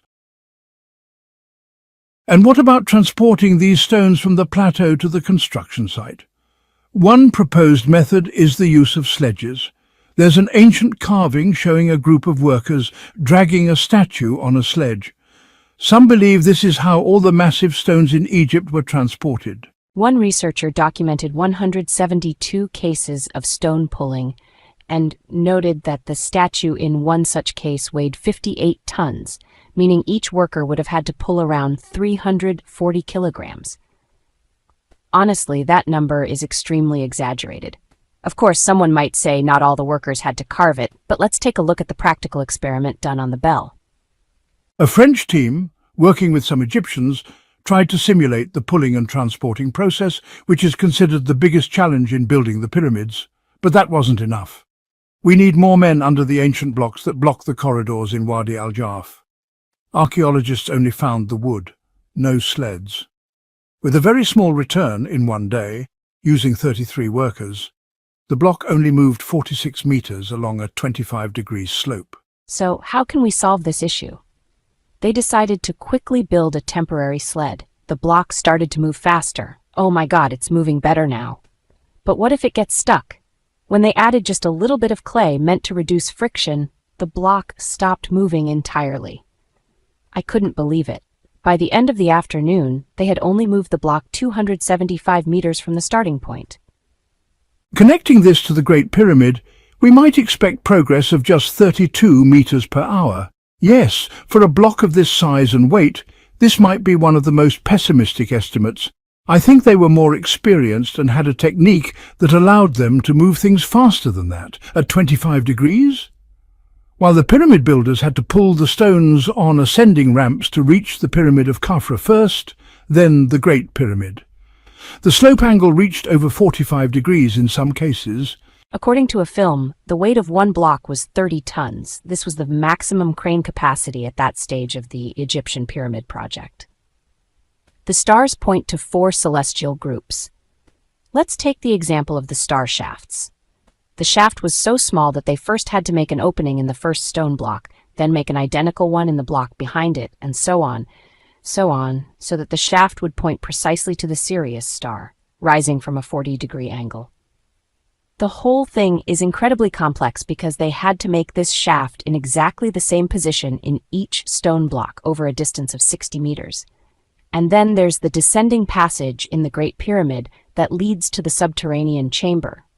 It's carved into the plateau itself, with a total length of 100 meters, 60 of which are cut directly into solid rock. The current passage in the Great Pyramid is closed. The one you see in the picture is the Bent Pyramid Passage at Dashur, but it follows the same idea. As you descend, you find yourself inside the rocky plateau itself, and it's clear from the walls that it's all carved from solid rock. Now the challenge is this. To carve such a passage, you'd only need one worker at a time, kneeling. 2 people couldn't fit because of the narrow angle. The slope only changes by 1 meter every 20 meters. So if a worker was really carving by hand, how could he maintain the alignment of the passage while bent over the whole time?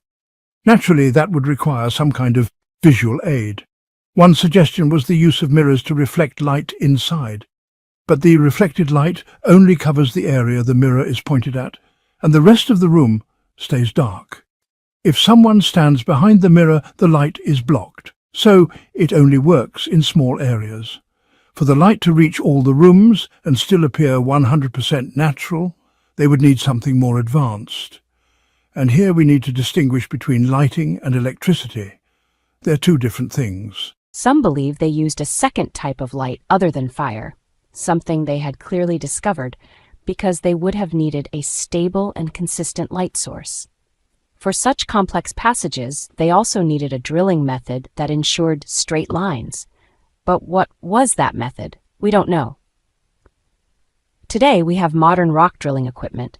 Oil and mining companies can drill straight lines through solid rock. But what tool did the ancient Egyptians use? The pyramid's designer clearly didn't care much about spending effort on polishing the core blocks.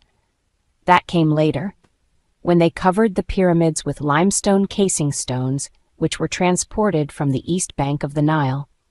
The distance between 2 stones was less than a millimeter. For that kind of precision, the stones had to be cut completely straight and highly polished, so they'd fit tightly together. We're not talking about 100 or 200 stones, we're talking about millions of massive stones, because all the pyramids were originally covered with these casing stones, which collapsed over time. We're looking for a centralized tool, something that could cut the stones precisely. Before building Khafra's pyramid, the Giza plateau wasn't level. The western side was higher than the eastern side. So what did they do? They carved 8 meters deep into the rock over a length of 220 meters. The stones removed equaled more than 90,000 tons, a massive amount. These stones were then used for the eastern side of the construction. It's reasonable to think it took about 10 years to do all that. Nobody casually lifts those kinds of weights, but maybe that was their typical timeline. Now about electricity. This one single stone, the shoulder stone, weighs 110 tons and is 12 meters long. You'd need 200 workers just to lift it. How would they even manage that? Why not use smaller stones and move them quickly and more easily? It would have taken less effort and time. Why build the pyramid right there on the plateau? Why not choose a different, easier spot? One important thing we talked about earlier, in front of the pyramid, there is a stone that's 12 meters long and weighs 110 tons. One single stone. That completely breaks the idea of dragging stones by hand. It just doesn't make sense. You get the feeling that the ancients purposely made things harder for themselves, like they said, what's the most difficult way to do this, and then did it that way. Clearly, weight didn't matter to them. On the contrary, it seems transporting the heaviest stones was actually easier for them, and maybe even saved time. That's why we don't hear the usual story about manual labour and dragging unless they were deliberately torturing themselves. The archaeological evidence suggests that they had access to something more advanced than we do. But what was it? We're not sure, but the absence of physical evidence suggests it didn't leave a trace. Also, the plateau rose in steps from one side to the other. All of Egypt in those days, across all its cities and people, stood together for 10 years, working hard to create what we now call Arab Egypt. It's important to refer to the accounts of ancient travelers when it comes to the pyramids. These people lived hard, rugged lives. Everything they built, fortresses, granaries, mosques, houses, was based on their physical strength. So when they saw the massive size of the pyramids, they were truly astonished. That's the real mystery. One of them said, even if the people of Egypt worked for 10 years, this still wouldn't be within human capability. Other travelers said similar things, that the pyramids are beyond what any human angels or aliens could do, because they weren't offered a convincing explanation.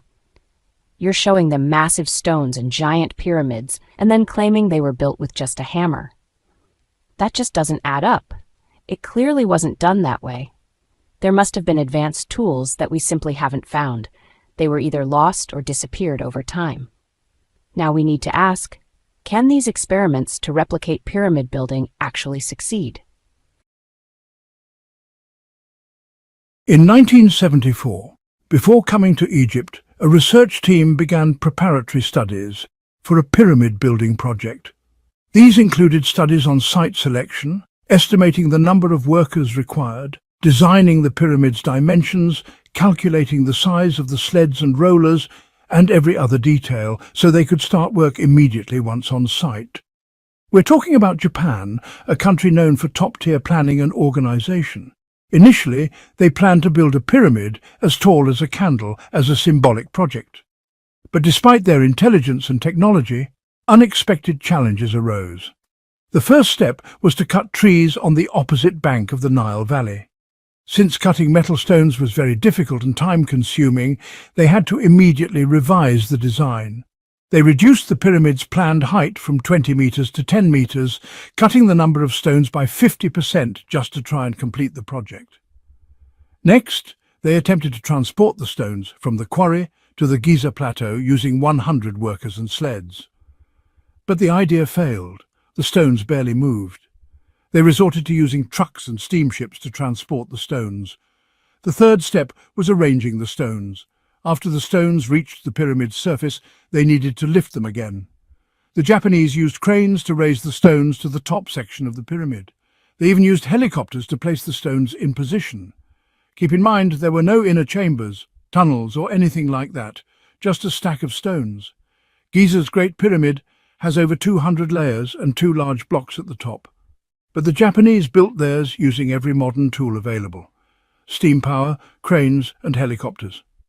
This shows us that most current pyramid building theories are romanticized and unrealistic. This time we'll be looking at the NOVA team's pyramid experiment, an extremely important project. Dr. Mark Lehner, a highly respected Egyptologist, led the team. He has spent his entire career studying the pyramids, and he wanted to reconstruct a pyramid using only stone blocks, with no inner passages, chambers or granite.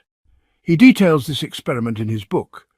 Due to pressure from filming a documentary, they had just 1.5 months to build the pyramid. As a result, they had to use tools and technologies that were not available to the ancient Egyptians. So, what did they use? Cranes for lifting, advanced tools for moving the stones, and yet this pyramid was only 6 meters tall. The basic challenge of moving and lifting huge stones wasn't solved. They simply used cranes. A documentary was produced about the project, titled This Old Pyramid. But when they aired it, they cut out all the scenes showing modern equipment, misleading viewers into thinking no advanced tools were used. So what was the real goal of the Japanese and NOVA experiments? To prove how the pyramid was built? In truth, they proved how it wasn't built. That's why I've become more skeptical about how the pyramids were constructed. Despite their great effort, an effort I deeply respect, the projects were always rushed and pressured by deadlines. In the end, the blame often falls on lack of training or worker inexperience, but that just shifts the responsibility onto poor labourers. Those workers would simply do what they were told: pull a rope, lift a stone. To replicate pyramid building today, society would have to be structured like it was in ancient Egypt. Why not try building a pyramid in America? In my view, it all comes down to 2 things: knowledge and tools. The ancient Egyptians had the knowledge and the means to apply it. So the question is, did this knowledge and technology vanish, or can we rediscover it? This brings us to a man who makes us rethink the entire question. In Europe, after some time, neighbours started noticing huge stone structures built by a man. Monoliths weighing 23 tons, ghost towers, and a single stone obelisk 8 metres long and weighing 30 tons. What was strange was that the man was a recluse, and yet somehow alone he achieved this. There were no cranes or heavy equipment at the time. The work seemed nearly impossible. He claimed he understood the secrets of the ancient Egyptians and harnessed a magnetic phenomenon. He believed that one day we could cancel gravity and make stones float. Of course, it's all a mystery. He never explained further. Edward Leeds-Kalnin died in 1951, and since then, many have tried to study the site to learn how he worked with such heavy stones, but no one has figured it out. I wouldn't rule out that he might have discovered some ancient knowledge. That's why I truly believe that massive stones, some weighing up to 10 tons, could have been moved with the help of magnetic energy. Magnetic levitation is now a developing field, and calculations are used to determine the strength of a magnetic field that can suspend an object mid-air. Today, maglev technology is used in trains in China that reach speeds of 500 kilometers per hour, one of its most impressive applications. The pyramid was likely designed by brilliant minds in ancient Egypt, experts in astronomy, engineering, chemistry, geology, and perhaps other sciences we still don't understand. After all this effort, could the pyramid really have been built just to store food, or does it hold a much deeper purpose? This brings us to our next episode. Are the pyramids truly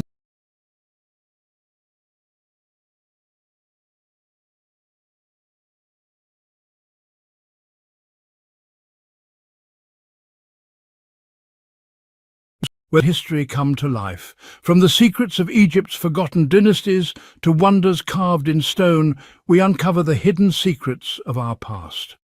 One discovery at a time. Subscribe and enter a world where time speaks. Are the pyramids really royal tombs? It's no coincidence that the ancient Egyptians transported millions of stone blocks, some from as far as 1,000 kilometers away, to construct these massive structures. There must have been a powerful motive beyond simply building royal tombs. The prevailing belief among Egyptologists is that the pyramids served as burial places for kings, with their souls ascending to join the sun god Ra in the sky. While this idea is widely accepted, it raises questions that deserve closer examination. If the pyramids were just tombs, why did King Sneferu build 3 massive pyramids? In which one was he buried? Is the interior design of the pyramids suitable for funerary rituals like prayers, body transport, and ceremonies? If they were tombs, why is there a complete absence of funerary inscriptions inside? Take the 4th dynasty pyramids at Giza and Dashur, for example. Despite over 200 years of excavations in Egypt, no original mummy has ever been discovered inside any pyramid. All of this forces us to reconsider the purpose of the pyramids and ask, were they truly built as tombs for kings? But when we examine Egypt's 6 greatest pyramids, 3 at Giza, 2 at Dashur, and 1 at Medum, we find that none contain any inscriptions whatsoever. Even the so-called Queen's pyramids at Giza are entirely devoid of significant inscriptions, except for a few small to medium-sized pyramids. Looking back to the 6th dynasty, we find that all of Egypt's pyramids, over 120 of them, lack inscriptions. So why are these grand structures missing the names of their owners and funerary texts? Egyptologists claim that writing had not yet evolved during the time these pyramids were built and only developed later during the 6th dynasty. But this assumption doesn't hold up under scrutiny.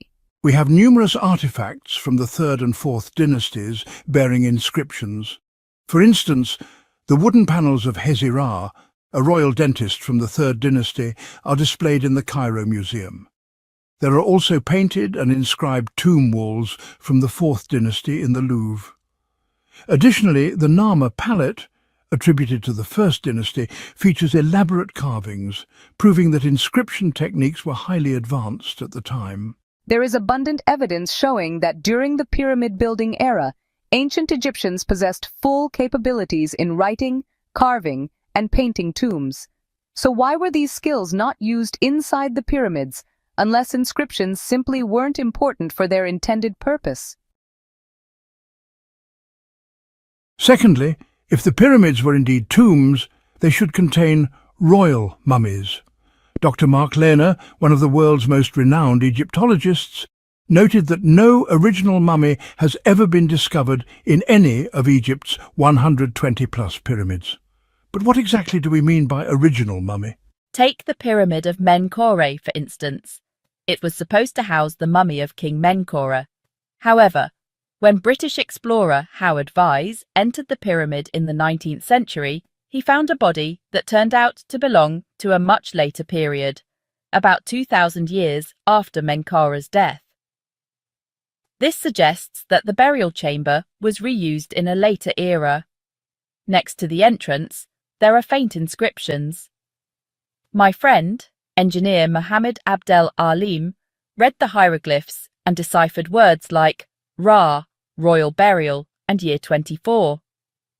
The pyramid builders were certainly capable of producing clearer inscriptions, which implies the pyramid may have been reused as a tomb much later.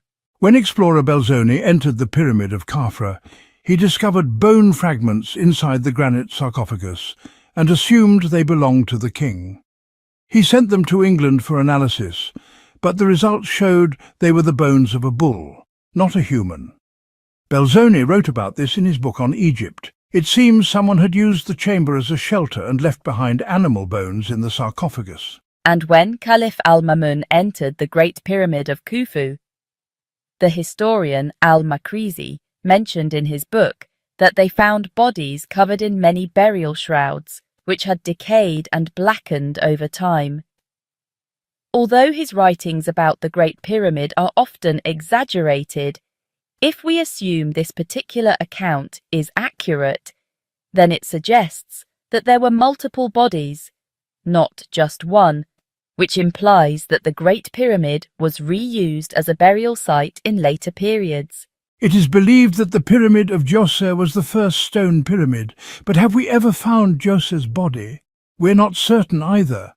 Beneath the Pyramid of Djoser, fragments of arm and leg bones were discovered, but their identity remains unknown, and we cannot even confirm whether they belong to Djoser. In 1837, around 60 mummies dating to the Ptolemaic era were found beneath and around the Step Pyramid, roughly 2,400 years after the pyramid was built. A wooden coffin belonging to a Yemeni merchant named Zaid was also discovered beneath the pyramid. It contained hymns and prayers written in the ancient South Arabian script known as Musnad, also dating back to the Ptolemaic period. It appears that these traders had strong ties with the Ptolemies and were treated like nobles, honoured with burials beneath the pyramid. In the pyramid of Neferefre, the remains of two bodies were found, but both were unidentified, and both were discovered in the same chamber. Similarly, an unidentified mummy was found in the Pyramid of Merenre, now housed at the Imhotep Museum in Saqqara. It is likely not the original mummy. When the British scientist Grafton Elliott Smith examined it in the early 20th century, he concluded that it probably did not belong to the Old Kingdom, due to its physical condition, and suggested that it had been buried during the 18th dynasty, New Kingdom. According to Dr. Mark Lehner, the mummy has not yet been properly examined, for example, using radiocarbon dating to determine its true age. So, at a certain point in history, pyramids began to be reused as tombs for important figures. No original mummy has ever been found in the pyramids of Meidum or Dashur, or even in the smaller pyramids of Saqqara and Abu Sir. Not a single original burial has ever been found in any pyramid. After the enormous effort and great expense required to build the pyramids, does it make sense that the burial chambers were never used? The only answer Egyptologists offer is that all the mummies and their belongings were stolen during chaotic times. Does that mean the entire system behind the Giza pyramids? The idea of the king's immortality, the massive construction efforts, the funeral temples, all fell apart after just 300 years simply because someone stole the mummies? I acknowledge that some pyramids were indeed looted. For instance, Howard Vyse plundered the Pyramid of Menkore and took its stone sarcophagus. Unfortunately, the ship carrying it sank off the coast of Spain, and the sarcophagus was lost. Yet no original mummies have ever been found in the pyramids. Is it not possible that at least one pyramid remained untouched by looters? Fortunately, we do have one documented case where a sarcophagus was found intact. Date May 31st, 1954. Location Saqqara, Egypt. At Saqqara, the renowned archaeologist Dr. Zakaria Gonaim was excavating the pyramid of Sekhemkhet, a king from the 3rd dynasty. After 2 years of digging, he managed to reach the main passageway, which was sealed with 3 stone walls. After several attempts, he succeeded in breaking through the 3rd wall and found the burial chamber. There, in the center of the room, was a gleaming white sarcophagus made of alabaster. Dr. Gonaim and his team entered the chamber, overjoyed to see that the sarcophagus was completely sealed and had never been opened before. This meant that the royal mummy should still be inside, possibly the first ever to be discovered within an Egyptian pyramid. After a month of preparation and study, the team was finally ready to open the sarcophagus. The head of the antiquities department, local elders, and other archaeologists gathered to witness the historic event. Everyone was eager to see what lay inside the burial chamber, located 40 meters underground. Dr. Gonim gave the order to begin. For 2 hours, workers carefully removed the layer of plaster that sealed the lid. After great effort, they managed to partially lift it, and what they found inside shocked everyone. The sarcophagus was empty. Where was the mummy? Dr. Zakaria was bewildered. Could it have been stolen? He quickly dismissed the idea, finding it absurd. Why would a thief go to the trouble of rebuilding all 3 walls after stealing the mummy? And if the king had prepared this chamber but was buried elsewhere? Why seal the sarcophagus so meticulously with plaster, unless something valuable was meant to be placed inside?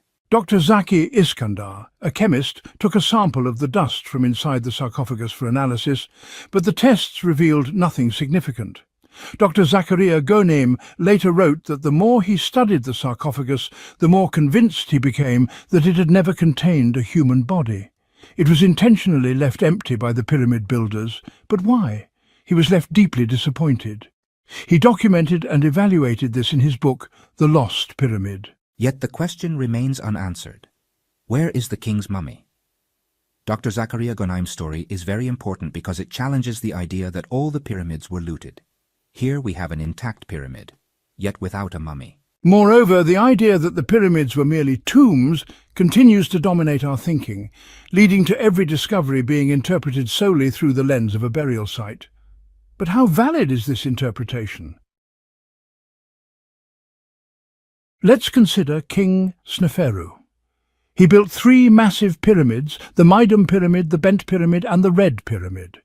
It is assumed that Sneferu was buried in one of them. But now the question arises, why would King Sneferu build 3 gigantic pyramids just to serve as tombs? Egyptologists have been forced to explain this by suggesting it was due to a series of construction mistakes. But building such colossal structures is not something done lightly. We need to understand whether they were truly mistakes or something else entirely. The Meidum Pyramid is one of Egypt's massive pyramids. It was originally intended to reach a height of 92 meters, but only 65 meters remain today. It was started by King Huni, who died suddenly, and was supposedly completed by his successor, King Sneferu, as recorded in historical texts. For an unknown reason, however, King Sneferu abandoned the massive project and began constructing a new pyramid in Dashur. Records show that the builders had begun laying the outer casing stones, usually one of the final phases of construction, as well as building the mortuary temple and preparing the offering table. All of this suggests the pyramid was near completion. So why did King Sneferu abandon this nearly finished monument? In their studies, Dr. Ahmed Fakhri and Dr. Mark Lehner both noted that work ceased for an unknown reason. However, I found an opinion by Dr. Zahi Hawass in an article where he claimed that the pyramid's architect, Nefermat, faced a shortage of stone materials which prevented the completion of the project. This is odd. Estimating the required materials is a fundamental prerequisite before beginning construction. Even if we assume the builders ran out of stone, why not just source more from a different quarry to finish the job? Despite all the work done, King Sneferu was not buried in the pyramid, nor was his predecessor, King Huni. Their names was inscribed inside, was never used as a burial site. Due to dissatisfaction or some other reason, Sneferu began building the Bent Pyramid in Dashur. The Bent Pyramid is one of the largest pyramids in Egypt, standing about 100 meters tall. When archaeologists first studied it, they were puzzled by the change in angle. One famous British Egyptologist, Sir John Gardner Wilkinson, proposed that the architects deliberately change the angle midway through construction in order to finish the pyramid faster. If construction had continued at the original angle, the pyramid would have reached 130 meters in height, which, he argued, could have led to its collapse. After this modification, Sneferu reportedly disliked the structure and considered it a failure, ordering a new pyramid to be built instead. This European theory was eventually accepted as fact. But we must ask, was Sneferu's pyramid truly a mistake? First, if Maiden was a mistake, the architects should have been much more cautious with their next design. But the so-called mistake was repeated, at great cost. Are we to believe that Sneferu hired amateurs to build his pyramids? All signs suggest the Bent Pyramid was completed. Casing stones were laid, a mortuary temple was constructed, and the ritual car pyramid was built behind the main pyramid.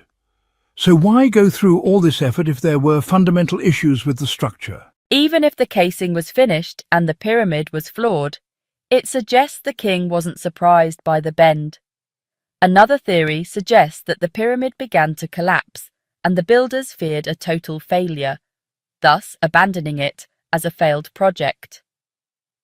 Errors can happen, even in grand designs. Look at the Leaning Tower of Pisa in Italy. Poor ground stability caused its tilt, but the issue has been studied and documented. In the 1950s, two Italian Egyptologists, Maragioglio and Rinaldi, came to Egypt to study the pyramids.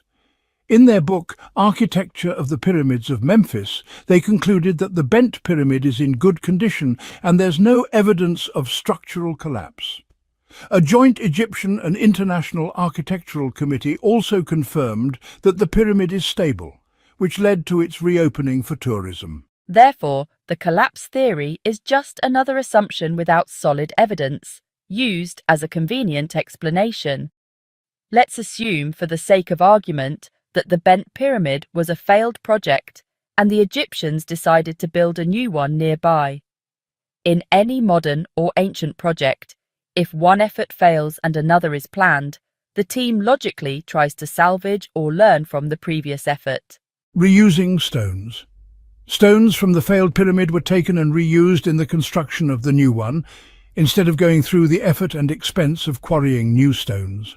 While we praise the builders of the pyramids for their honesty, we also attribute to them incompetence and foolish decisions. In short, the evidence suggesting that the Bent Pyramid was a mistake is very weak. The pyramid was designed to be bent from the beginning. It features a unique exterior design and long, flawless corridors. Yet there's a persistent insistence on labelling it a failure. This theory is still accepted today. In their 2018 book, Dr. Zahi Hawass and Dr. Mark Lerner maintained that the pyramid is considered a failed attempt, mainly because of the ongoing assumption that one of the pyramids had to be the tomb of King Sneferu. Following the alleged failure of the Bent Pyramid, the official theory claims that the king ordered construction of the Red Pyramid. Supposedly, lessons were learned, mistakes avoided, and the Red Pyramid became the first true pyramid. But now we must explore a third point. Does the internal design of the pyramid actually match that of a tomb? Let's imagine the burial process inside the Red Pyramid. First, the entrance is 28 meters above ground. That's the first problem. Why was it built so high? It would be extremely difficult to bring the king's coffin up there. Perhaps they built stairs or some sort of ramp, let's assume that, until they reached the main entrance. At that point, they would have attempted to carry the king's sarcophagus through the entrance. Here's the second issue. The entrance is extremely narrow. Does it make sense to build a 100-meter-high pyramid with an entrance that's just about 1 meter by 1 meter? Anyone entering must crouch down, and the passage only fits one person at a time. Under such conditions, it's hard to believe this was meant as a funerary corridor. Any priests or officials attending the burial would be forced to bow, as if the architect intended to humiliate the mourners. The corridor is 60 meters long. The king's body couldn't be carried in by hand. It had to be transported in some other way. There are two options. It could be dragged, which seems highly inappropriate for a royal corpse, as it could be damaged, or it could be lowered with a rope. That seems like the only logical method, yet even that seems unworthy of a king. What's strange is that the body would be lowered back down to ground level, meaning it was first lifted and then lowered again. Why not just design a straight, wide, and comfortable passage? It would have required less time, fewer stones, and would have been easier to construct. Once the king's body was inside, the first chamber encountered was likely for funerary furniture and items needed in the afterlife. It had a corbelled ceiling. Then comes the second chamber. Here we face another issue. The body had to be lifted 7 meters upward to reach the elevated burial chamber. These stairs were installed recently by the Ministry of Antiquities. To bury the king, they had to either lift or pull the coffin up. But why was the burial chamber placed so high? And as we can see, there are no sarcophagi, no inscriptions. After all the massive efforts, constructing 3 pyramids using millions of tons of stone over many years, this pyramid was supposed to be the final resting place of King Sneferu. But was he buried here? Dr. Ahmed Fakhri, who led the excavations at Dashur's pyramids, stated that no evidence was found suggesting the pyramid was ever used as a royal tomb. In the 17th century, the German historian Athanasius Kircher was among the first Europeans to write about the pyramids as royal tombs. He drew illustrations of the pyramids and the Sphinx, depicting the Great Pyramid with large double doors suitable for funerals and the Sphinx as a Roman-looking man. It's clear he never actually saw them. He must have heard someone say the pyramid was a tomb and simply imagined it that way. After all, if the pyramid was meant to be a tomb, its design should reflect that. But narrow, twisting corridors that rise and fall do not resemble a burial chamber. They point to something else, something we still don't fully understand. One of the main arguments for the tomb theory is the pyramid texts, which describe the king ascending to the heavens to live in the afterlife. That's been used as strong evidence in support of the idea that pyramids were tombs. But these texts were only found in 9 pyramids out of 120, and all were relatively small or medium in size. Even the 3 great pyramids of Giza were later reused, just like the pyramids of Saqqara from the 6th dynasty, which were better preserved. Almost all pyramids, if not all, underwent restoration. Some were restored for funerary texts and perhaps others to be used as tombs. Many wooden beams were added inside, which is evidence of repairs, and different types of stone were used in reconstruction. However, during the restoration process, wood was used. These cedar woods were imported from Lebanon. Ramses II himself restored the Pyramid of Unas and carved his name on it cartouches of King Ramses II. It makes sense that after the massive construction projects of the 4th dynasty, some developments would follow during the 6th dynasty. However, we can clearly see that the level of craftsmanship had deteriorated, as if the architects of the Giza and Dashur pyramids had vanished. It wasn't just a matter of saving money and resources, it was a decline in construction quality. Dr. Ahmed Fakhri states that in the pyramids and temples of the 6th dynasty, we begin to see signs of decline in architectural arts. The Pyramid of Queen Neith is considered the most beautiful among the Queen's pyramids of the 6th dynasty. Still, the ceiling decorations and wall carvings are far from excellent and of poor quality. In Teti's pyramid in Saqqara, we see evidence of restoration. Even the burial chamber was built with different types of stones. Small stone blocks were placed beside the massive sarcophagus. Constructing a single chamber using 2 completely different building styles is evidence that the pyramid went through 2 distinct phases. One that built it, and another that restored and reused it. Still, all of it is ancient Egyptian. 3 pyramids are attributed to 3 women of King Pepi II. Yet the texts found inside are written in masculine form. If these were indeed meant for the king's women, why were the texts not in feminine form. Their own. Given all the changes that the pyramids underwent during the 6th dynasty, it can be concluded that they were reused. The kings of the 6th dynasty adapted the pyramids to serve their purposes, such as for burials or inscriptions. Therefore, pyramid texts alone cannot be taken as conclusive evidence that all pyramids were tombs. And despite everything mentioned, even within the 6th dynasty, not a single original mummy has been found inside their pyramids. There's a deep shaft in Saqqara, believed by some sources to be the southern tomb of King Djoser. If that is the case, then why did Djoser build a pyramid and then construct a separate tomb nearby? Aren't pyramids supposed to be tombs? So why two tombs next to each other? The official explanation is that the shaft was used to bury the king's internal organs. But why would the king be buried in one place and his organs in another? It's a strange idea. Another theory suggests it was a symbolic tomb. But what does symbolic tomb even mean? And why would a symbolic tomb be built directly in front of the pyramid? As a result, the tomb theory has become the default assumption, and every questionable feature is explained using unconvincing answers just to defend that theory. Take the pyramid of Queen Hetepheres, mother of King Khufu, for example. It was supposedly built to house her remains, but her actual tomb wasn't found inside the pyramid. It was discovered in a burial shaft next to it, along with her funeral furniture and her throne bearing her name. Why wasn't she buried in her own pyramid? There is a pyramid bearing her name, so logically she should have been buried inside it. American Egyptologist George Reisner, who excavated the site, proposed that the shaft was a temporary tomb until her pyramid was completed. Then, supposedly, the Egyptians forgot to move her body after King Khufu died, and then King Khafra came along. And then Djedefre. None of them showed any concern about burying their grandmother in her designated pyramid as if it was a trivial matter. The internal designs of pyramids, including their long, complex passageways and multiple chambers, are often described as strategies to mislead tomb robbers. But is it really logical to build a giant tomb visible from 10 kilometers away, as if inviting looters, and then create a labyrinth inside to confuse them? For how long? Eventually, they would figure it out and get what they came for. We can list many examples. For over 200 years, anyone who has read even a basic book about the Egyptian pyramids will discover countless cases of individuals being buried in locations other than their pyramids, or cases where ruling dynasties reused old pyramids or even pyramids that were empty or had no burial chambers at all. Moreover, all of these cases are remarkably similar. There are no true exceptions.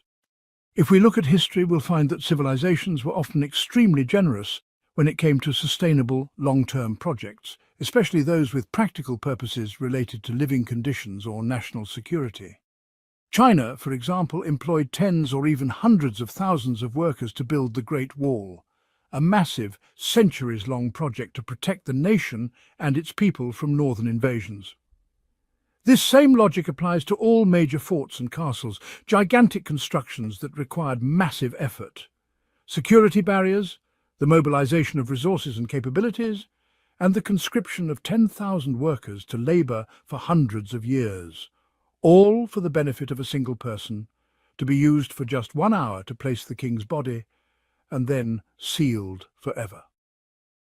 This didn't happen in Egypt alone, but in many other countries as well, raising questions about the original purpose of the pyramids.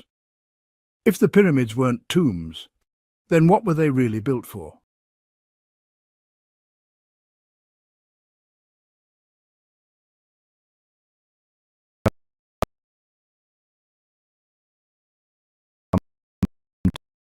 To life. From Egypt's footage to one stone, cover the our path, discovery at a time. Subscribe and enter a world where time speaks. In the late 19th century, the British archaeologist Flinders Petrie conducted measurements of the king's chamber in the Great Pyramid. He reported that the walls and floor of the chamber had shifted from their original positions by about 1 or 2 inches. The ceiling had risen by 3 inches and had cracked in several places. The entire chamber showed signs of strain and expansion. The meticulous observations of Petrie opened up new questions about the structural integrity and purpose of the pyramids. These shifts rifts and cracks weren't just random. They hinted at something we might have overlooked. Egyptian pyramids, why were 5 chambers built above the king's chamber in the Great Pyramid? What is the reason behind the layer of salt found in the queen's chamber? What explains the widespread appearance of pyramid-shaped structures in both the East and the West? In Egypt, Sudan, Bosnia, China, Mexico, Peru, and other countries.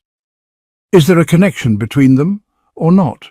The extreme precision of the corridors and the accuracy of the granite boxes or sarcophagi in the chambers, along with the massive stones used in construction, clearly suggest that the pyramids served a different purpose than the widely accepted idea that they were royal tombs. Why were the pyramids built?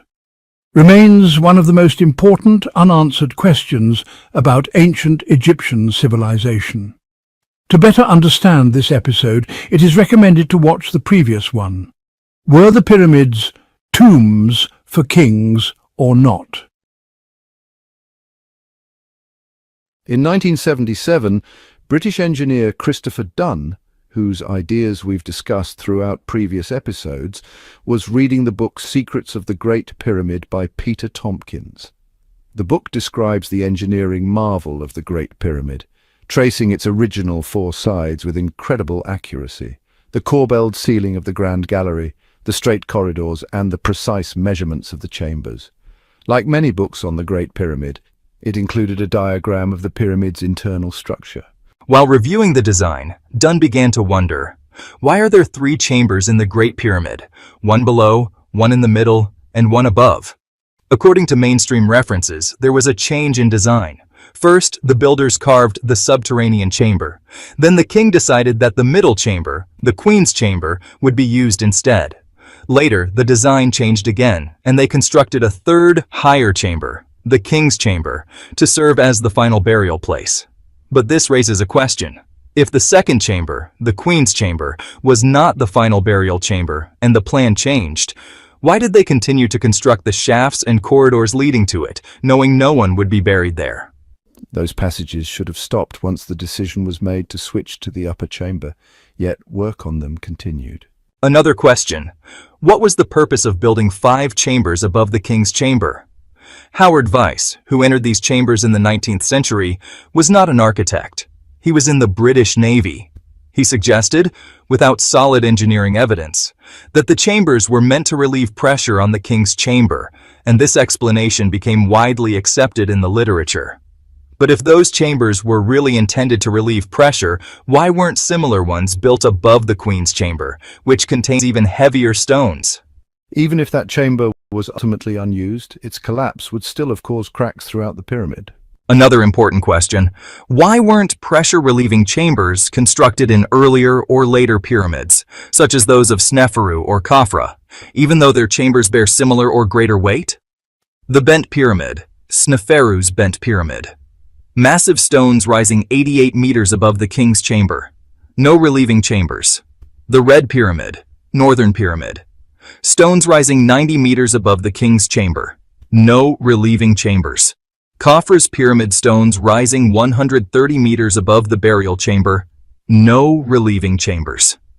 So why does the Great Pyramid, and only the Great Pyramid, have pressure-relieving chambers? If relieving pressure were the true goal, 1 chamber would have been enough. Why build 5? As seen with the Queen's Chamber and Khafra's pyramid, the triangular ceiling or gabled roof handles the weight. These so-called relieving chambers don't actually reduce any structural loads. Another odd detail. The undersides of the ceiling stones in these chambers are smooth, but the upper sides are rough and unpolished. A consistent feature across all 5 chambers. Could these chambers have served another purpose? As we've mentioned before, the tomb theory fails to explain 3 major issues: the lack of inscriptions, the absence of a royal mummy, and the complex internal design. At this point, Christopher Dunn began to propose an entirely different idea, that the Great Pyramid has no design flaws or alterations. All its passages and chambers were intentional, Its long, narrow corridors and intricate layout simply don't align with any human activity expected to occur within, such as burial or funeral rituals, prayers, burial rites, or prayers again.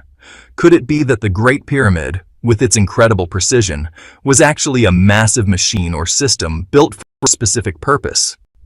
Or even multiple purposes? How could it function as a machine or a stone-based system? Let's consider a real-life example. The largest man-made structures today are dams. A dam is a massive stone structure with multiple functions. First, to hold back water and prevent flooding, and second, to generate electricity. Now let's suppose that our current civilization comes to an end and thousands of years pass. All the equipment and turbines would erode and be destroyed, only the stone would remain. At that point, no one would imagine that this structure was once part of a system used to generate electricity. A dam, then, could resemble a stone-based machine. For nearly 10 years, data and discoveries were compiled until they led to this theory in 1997. Along the way, other findings emerged, and some details of the theory were revised, though its core idea remained unchanged. Now, we need to review it, how it started and how it evolved. In 1995, British engineer Tom Danley visited Egypt to conduct an acoustic study inside the Great Pyramid. The Ministry of Tourism and Antiquities approved the study, which lasted for a month. Danley and his team installed sound devices and other equipment inside the king's chamber, the upper chambers and the corridors. These devices emitted sound frequencies within the chambers, received the echoes and recorded the measurements. He reached several conclusions which he later published. The two most important findings were: the king's chamber is a freestanding structure within the pyramid. It is not directly connected to the pyramid's body. There are gaps on both sides between the chamber and the surrounding stone, and the same applies to the floor. Beneath it is a pattern of voids. This means the chamber was built as a separate structure within the pyramid. The stones above it rest not directly on the chamber, but on the granite relieving beams above it. In essence, the chamber is almost self-contained. Because of its freestanding nature, the king's chamber is prone to vibration, and it actually reached a state of resonance. When the devices emitted a frequency of 30 Hz, the entire room began to vibrate so intensely that everyone inside, supervisors, ran outside in panic. Dan immediately stopped the test for safety reasons. Let's pause here to explain this point. This is a well-known concept, the tuning fork. A tuning fork has specific characteristics. It has a certain height, weight, and density. These properties are fixed and intrinsic to the fork. One of those properties is called the natural frequency. What's the sound frequency produced by this tuning fork? It's 440 Hz. When I bought it, I told the store, I want a 440 Hz fork. If you strike this fork like this, it begins to vibrate and emits a ringing sound. This sound is exactly 440 Hz. That means the fork moves 440 times per second. That is its natural frequency. Now, let's say I want to make this fork vibrate without touching it. If it's standing still like this, and I emit a sound at its natural frequency, by any means, even from my voice, it will start to vibrate. Let's run an experiment to explain. We'll take a wooden box like this, open on one side, and place the tuning fork inside. Then we'll place another similar box with a second tuning fork of the same frequency in front of it. To help us see the vibration more clearly, we'll tie a small ball to a string and letting in front of the second fork as an indicator. Now I strike the first fork, and we'll see the second fork starts to vibrate and the ball hits it. What just happened? When the first fork was struck, it created sound waves. Air acted as a medium between the two forks, transmitting the waves to the second fork, which began to vibrate as well. We can say the second fork reached resonance, its highest possible vibrational state. This occurs when an object is exposed to a frequency matching its natural one. Now let's tweak the experiment. We'll remove the second fork and place a Bluetooth speaker connected to a smartphone. A standard computer speaker would also work. We'll install an app called Function Generator, which emits sound waves at any frequency you choose. You can use this app or something similar. I'll set it to 440 Hz and turn it on. We can observe the ball starts to move. The fork vibrates and emits a ringing sound. But if I change the frequency to a higher one, say 540 Hz, the fork doesn't vibrate. And if I lower it, say to 340 Hz, it also won't vibrate. The tuning fork will not vibrate unless it receives a frequency of exactly 440 Hz. This is the only frequency it responds to. You could compare it to calling someone's name. If a person's name is Ahmed and you try calling out different names in a crowd, he won't respond. But if you call him by his actual name, he'll look and respond. That response is resonance. There are two conditions for making the tuning fork vibrate. The first, as we mentioned, is that it must be exposed to a frequency that matches its natural frequency, in this case, 440 Hz. The second is that the tuning fork must be free to move. If you touch it or tie it down, it won't vibrate. A plastic strip won't vibrate either. That's why the king's chamber was left freestanding. Everything in this world has a natural frequency: glass, granite, metals, even the pyramid itself. Everything in the universe has a frequency that generates energy. Let's take another example to illustrate this. This glass also has a natural frequency at which resonance occurs, though I don't know its exact value. We'll place a small piece of paper on the rim of the glass so we can clearly see the vibrations when they happen. I'll start generating sound at 500 Hz and gradually increase the frequency using the app. I'll keep an eye on the paper until the frequency reaches 715 Hz. At that point, the paper visibly vibrates the most. If you touch the glass at this point, you'll feel a vibration similar to that of a mobile phone. So, the natural, or resonant frequency of this glass is 715 Hz. The glass didn't move because of the volume of the speaker, but because of the matching vibration frequency that made the glass itself vibrate. If we used a larger speaker but played the wrong frequency, nothing would happen. It only works at 715 Hz. Be careful. If the speaker is powerful enough, the glass could shatter. It's well known that some opera singers have broken glass with their voices. Why? Because the high pitch of their voice matched the natural resonant frequency of the glass, causing it to break. In short, the phenomenon of resonance occurs when objects are exposed to a frequency matching their own natural frequency, causing them to vibrate consistently. This vibration can be destructive, as it was in the case of the Tacoma Narrows Bridge. That was the third largest bridge in the world, located in the United States, made of iron and steel. But the designer failed to consider the effects of resonance. Wind blowing in wave-like patterns caused the bridge to resonate. It kept vibrating until it eventually collapsed, just 4 months after its grand opening. Sound energy is both useful and dangerous. Today, we use it in many fields like drilling, mineral exploration, kidney stone disintegration, and even sound therapy. Hathor, the ancient Egyptian goddess, symbolized music and singing. But music and singing weren't just about joy, they also symbolized the power and energy of sound itself. This sound energy allowed Hathor to perform sacred rituals using the sistrum, a musical instrument used to make specific sounds in rituals with newborns and other ceremonies. Even today, we still practice similar sound-based traditions in Egypt, though in a different form. For example, we use mortar and pestle sounds in rituals when a child turns 1 week old, or we shake maracas to calm crying infants. Clearly, sound had a significant spiritual and practical dimension in ancient Egypt. Now that we've briefly understood sound, frequency, and resonance, let's return to the case of the pyramid. The ancient Egyptians constructed the king's chamber as a freestanding structure, not rigidly fixed within the pyramid. The ceilings of the chambers were shaped through a process called tuning to produce resonance at 30 Hz. This tuning process wasn't easy. Removing even 1 kilogram of mass, all of this would create vibration. Glass and tuning fork examples we discussed. The vibration in the pyramid was so strong that everyone present fled in panic, thinking it was an earthquake. So now we face 2 questions. Why did the pyramid's builders want to create vibration in the king's chamber? In the experiment, we used a speaker to generate the sound. But in the pyramid, where was the sound coming from that created the pulse causing the chamber to vibrate? Chris was confident that the source was the subterranean chamber. However, he wasn't initially sure what exactly was producing the sound. Years later, someone gave him the answer. The subterranean chamber lies beneath the plateau. To reach it, you must walk down a sloping passage about 100 meters long, carved precisely into the Giza plateau. The walls of this chamber are rough and some parts appear unfinished. Outside the chamber,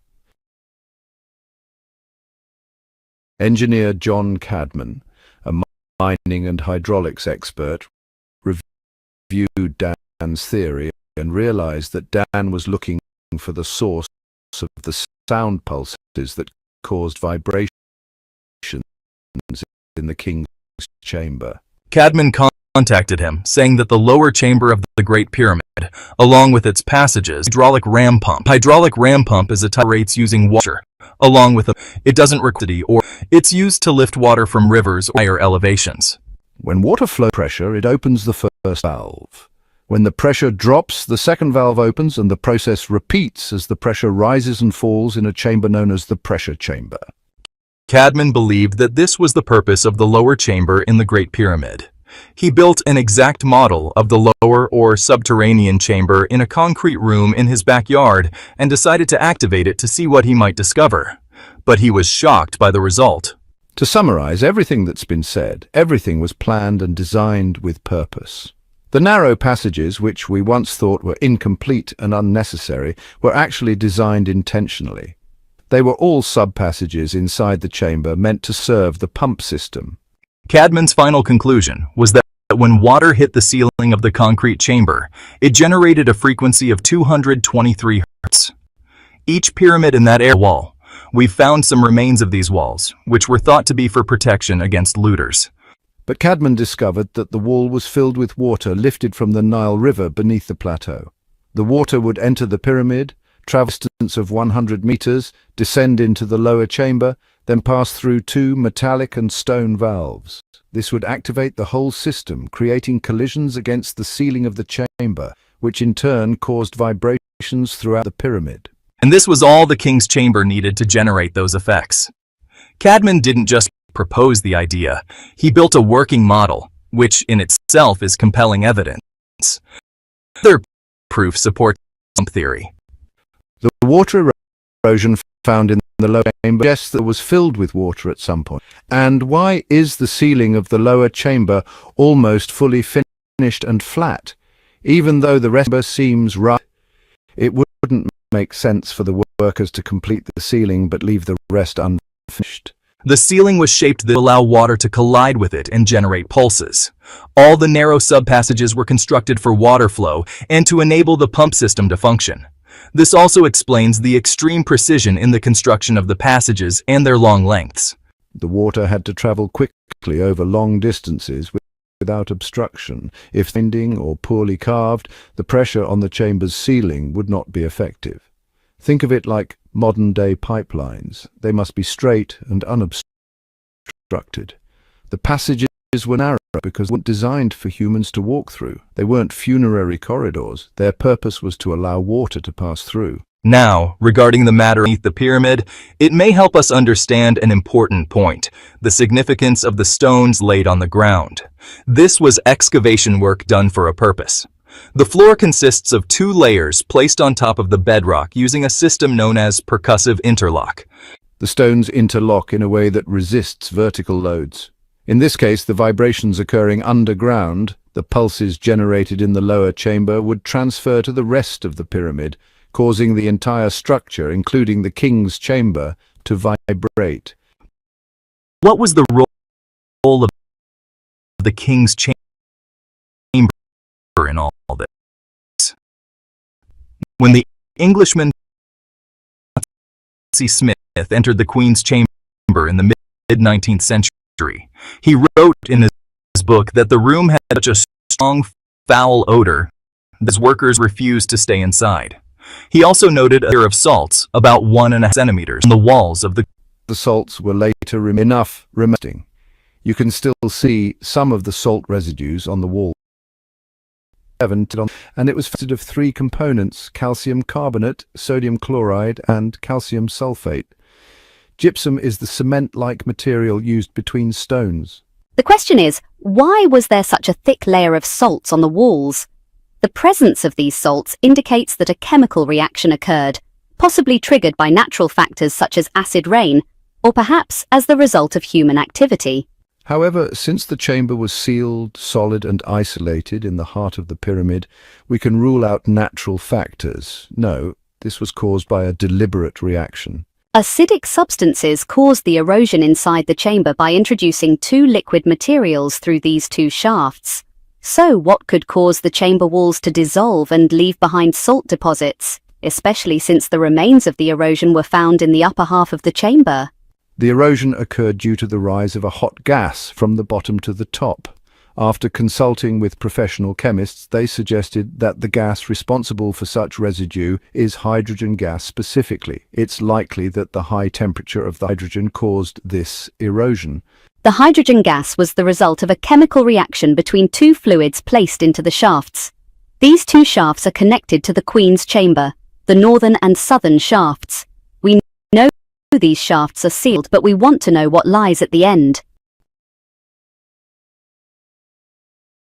In 1993, German robotics engineer Rudolf Gantenbrink from Siemens built a robot to explore the Queen's chamber. The robot discovered a stone door with two copper shafts.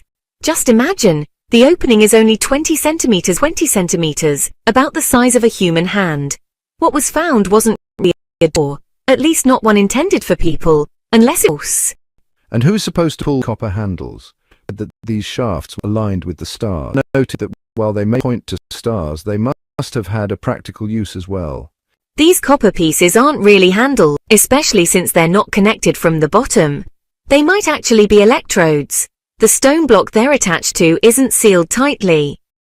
It's raised slightly and could allow fluids to pass beneath it. In collaboration with formula to produce partially hydrogenated hydrogen gas. Zinc would flow down one shaft, while hydrochloric acid would flow down the other through a similar opening. The chamber produced hydrogen gas. The hydrogen would then travel through the shaft to the Grand Gallery. What other evidence? The first shaft, which contained hydrochloric acid, caused corrosion in the copper, and the erosion moved gradually upward. In the other shaft, there was a column with a darkened layer on the copper piece on the left side, unlike the right. This is exactly what happens in electrolysis. If you place two electrodes in a zinc solution, the zinc will accumulate on one electrode and form a darker layer. If a sample were taken from the left electrode to contain zinc, it would be strong evidence for this theory.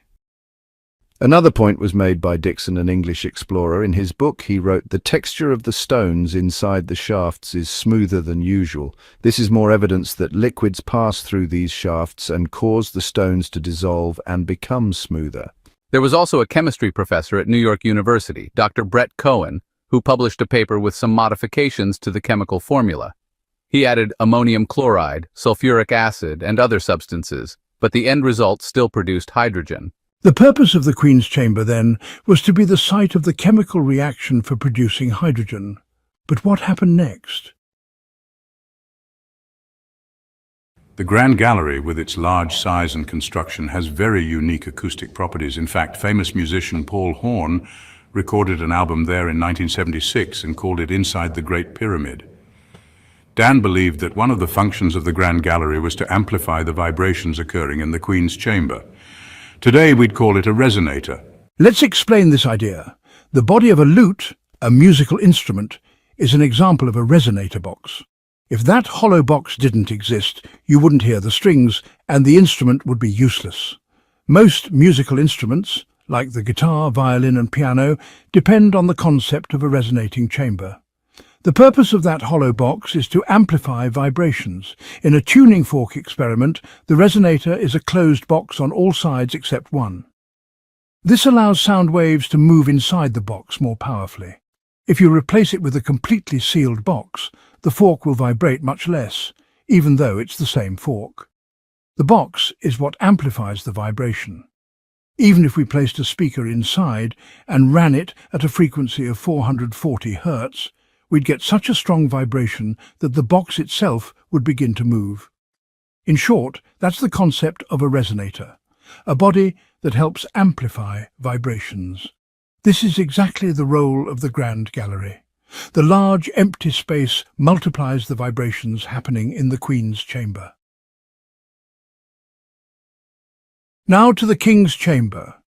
It is made of 1,500 tons of granite, and up to 60% of that granite contains quartz crystals. This gives it a property known as the piezoelectric effect, meaning the granite can generate electricity when pressure is applied. We previously discussed the piezoelectric effect and quartz crystals, where electrical charges are generated when they are compressed. This pressure could be physical, like with my hand, or it could be acoustic. If I direct sound at this piezoelectric crystal, it will begin to generate electrical signals. Sound waves at a frequency of 1700 Hz can produce nearly 100 millivolts. It's similar to the microphone I'm speaking into right now. The body and wires are all designed to move a small crystal. When you speak, it vibrates in a magnetic field and converts your voice into electrical signals. The same concept applies to the King's chamber, except we're talking about 1,500 tons of quartz-bearing granite. This is the ultimate purpose, the very heart of the Great Pyramid. This crystal structure is what all the rooms and shafts were built for. The power of sound and the vibrations that occurred within the granite produced extremely high electrical charges. We had two questions. What caused in the King's chamber? We discovered it was the lower chamber. The second question is, why did they want to generate vibrations in the chamber? To answer that, we need to go back in history a bit. Everyone knows lasers. Today used in many fields: cutting metal, cosmetic surgery, medical procedures, measuring devices and more. But before lasers there was a technology called the maser. Its most famous use was for sending and receiving signals to and from satellites and radar systems. In the 1950s, American physicist Charles Townes invented a device called the maser, for which he won the Nobel Prize in Physics. So, what's the basic idea behind this device? The hydrogen atom is the simplest form of matter. One proton, one electron. If you strike the electron with an energy stimulus, the electron absorbs energy and jumps to a higher level. After a short time, it returns to its original position and emits a short wave known as a microwave. That's what happens with a single atom. Now imagine millions of these atoms. If we apply the stimulus, electrons across many atoms return to their original positions and emit microwaves. These microwaves in turn stimulate more electrons, triggering a chain reaction. This is what's called stimulated emission. The maser operates based on this principle. It collects the microwave emissions from hydrogen gas and focuses them into a single beam. To make this work, a maser requires several essential components: a cavity, typically a free metal or quartz chamber where the reaction takes place; an inlet for hydrogen gas; a waveguide, a rectangular or circular tube positioned at the output to direct the emitted microwaves; a crystal or metallic block, recent designs even use diamond; an energy source for the electrical stimulation. All of these components can be found in some household appliances, like a microwave oven. The metal cavity is where heating happens. If you open the door, you'll find the waveguide that focuses the waves to the center. Of course, there's also a power source that runs the device. Now back to the King's chamber. All the essential maser components exist there. The hydrogen enters through the designated northern shaft. The waveguide is 21 centimeters long with narrow width, calibrated to the hydrogen wavelength 12 centimeters. The southern shaft directs the microwaves out of the pyramid. These two shafts are positioned directly opposite one another. All of this occurs inside a large empty granite room, the King's chamber. The final point is that the maser needs a hollow box made from quartz, diamond or metal. And yes, there is exactly one such box in the chamber, the so-called King's sarcophagus, a box made of quartz crystal granite capable of performing this function. However, there's a problem. For this setup to work properly, the box needs to be positioned between the two shafts, just as we do today with modern maser devices. Here, Christopher Dunn proposed that this is not the original location of the sarcophagus and that something happened to move it from its proper place. So how can we confirm whether the box was moved? When I inspected the King's chamber, I used metal jacks to lift the granite box, which weighs around 3 tons, just slightly to look underneath it. I was stunned to find there were no lines beneath it at all. Even my archaeologist friend told me that during one of his visits to the king's chamber, he found that the sarcophagus had been moved aside for restoration and cleaning. So it's possible that the sarcophagus had been relocated from its original position between the two shafts.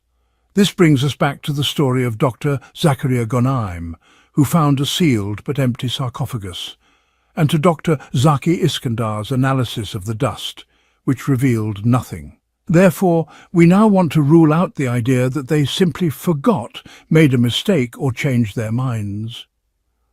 The sarcophagus was sealed, solid and empty, intentionally. In this case, the function of the box was to be a hollow or empty container. It wasn't filled and then emptied. It was built to be hollow from the start, just like the maser device we discussed earlier, which also requires an empty box to function. Despite the variety of sarcophagus shapes found in pyramid chambers, they all share a high level of precision. For example, the Khafre pyramid has perfect 90-degree corners. The Teti pyramid features a tightly sealed sarcophagus lid and perfectly straight edges. The sarcophagus in Senusret II's pyramid, which Flinders Petrie measured, had a margin of error in straightness of only 1 in 10,000. He stated it was the most precise artifact made from hard stone he had ever measured. So, all the sarcophagi inside the pyramids are remarkably precise, which suggests they played an important role in the pyramid's function. In his study of the king's chamber, Flinders Petrie mentioned that the chamber's walls and floor had shifted and expanded from their original measurements by about 1 to 2 inches, or 2.5 to 5 centimeters. The ceiling had lifted upward by 3 inches, or 7.5 centimeters, and had cracks in several places. The entire room had shaken and expanded. A wall weighing 300 tons had shifted 2.5 centimeters, no small movement. So, if something happened in the king's chamber, it caused the walls to shift outward and cracked the ceiling. Petrie suggested that this might have been caused by an earthquake. Of course, an earthquake could do that, but there's more than one indication that what happened in the chamber wasn't due to an earthquake. The colour of the king's chamber walls changed to a reddish hue. They were supposed to be a uniform colour since they were built at the same time. We need to distinguish between two things: smoke residue and high heat. Smoke residue comes from early explorers lighting fires, such as Al-Mamun and his men, Napoleon's soldiers, and early British explorers. The fires they brought in left a black layer on the walls that can be cleaned off. For example, these photos from the 1970s show how the walls looked after cleaning. However, high heat causes a red discoloration and alters the granite's natural properties, and this change is permanent. The red colour caused by heat appears gradually on the walls. We also have the king's sarcophagus. Piazzi Smith noted that the sarcophagus was made of polished red granite, but described its colour as chocolate brown, meaning it resembled the colour of chocolate. This could be the result of high heat exposure. Moreover, the edge of the sarcophagus is broken, but in a strange way. It looks melted rather than cracked. In contrast, breaks in Teti's sarcophagus or others show sharp, clean breaks. The fractures in Teti's sarcophagus were clearly the result of intentional breakage. That sarcophagus is currently housed in the Egyptian Museum in Tahrir Square.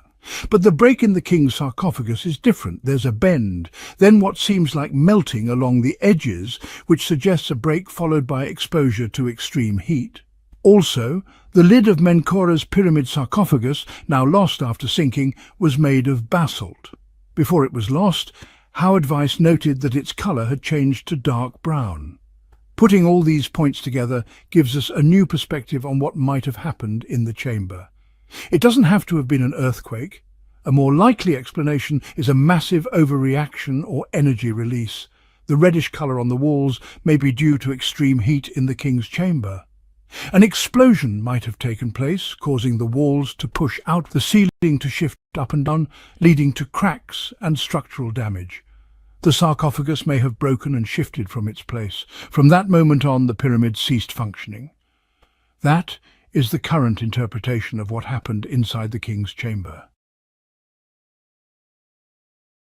Energy generation from start to finish, how it happens inside the pyramid. Water was pumped from the Nile River to the three pyramids. It flowed through the descending passage to the subterranean chamber, which acted as a pump, creating pulses in the chamber's ceiling. The frequencies from these pulses travelled through the pyramid structure and reached the upper burial chamber. The Grand Gallery then served as a resonator to amplify these frequencies, bringing the amplified vibrations closer to the king's chamber, creating a resonance effect. This resonance, generated through granite, produced a piezoelectric phenomenon. Meanwhile, chemical liquids were poured simultaneously through the two shafts to produce hydrogen inside the Queen's chamber. This hydrogen would then travel through the Grand Gallery to the King's chamber, which functioned as a large maser system emitting a shortwave beam from the southern shaft. Where did the English word pyramid come from? According to references, when the Greeks came to Egypt and saw the pyramids, they called them pyramis, which was also the name of a type of cake. The Greeks supposedly shaped these cakes like pyramids, and the word later evolved with the addition of the letter D to become pyramid. I have a Greek friend who is knowledgeable in ancient Greek, and I asked him to help research the origin of the word pyramids. Referring to ancient Greek dictionaries, such as the Logos dictionary, we found that pyramis was indeed the name of a kind of cake in ancient Greece. However, he was a bit skeptical about the origin. He told me it would be silly to believe that, because the people who visited Egypt back then were Greek philosophers, scholars, and historians, highly educated individuals. So how could they have seen the pyramids and simply named them after a cake? Imagine if a scientist came to Egypt and decided to call the pyramid Nesto just because it reminded him of Nesto cheese. That would be absurd. Also, we couldn't find any historical sources confirming that those cakes were shaped like pyramids. We don't even know what they actually looked like. These cakes disappeared over time and are no longer around. The more logical explanation is the opposite, that the name and shape of the cake were inspired by the pyramids, not the other way around. Could the word pyramid have another meaning? We found another interpretation suggesting that the word pyramis is composed of two parts, pyra and amis. According to the Logos Greek dictionary, the word pyra has multiple meanings, but most are related to fire and burning. Interestingly, the pronunciation of pyra is similar to fire because the letters P and F are sometimes interchangeable across Latin-based languages. The word amis means chamber, therefore pyramis could mean fire chamber or chamber of burning, which aligns with the supposed function of the king's chamber inside the Great Pyramid and the other pyramids. The word chamber, like king's chamber or queen's chamber, comes from French, but it's used the same way today. In ancient Greek, fire chamber would mean a room for burning or combustion, which fits the context. Criticism from some Egyptologists. Some archaeologists have objected to this theory, saying, if the Great Pyramid was actually a power-generating machine, then why didn't the ancient Egyptians write anything about this function? But I would respond with another question. What did the ancient Egyptians actually write about the Great Pyramid? The truth is, they didn't write anything. We don't know how it was designed or built, or even why it was built under such unique and rare conditions. Let's look at the opinion of Dr. Ahmed Fakhri, for example. He stated that we knew nothing about the Great Pyramid during the Middle Kingdom era, and we have not received a single ancient manuscript that might help us understand it. Finally, at the end of the video, we want to thank you for listening and encourage you to follow the Pharaoh's Code channel and watch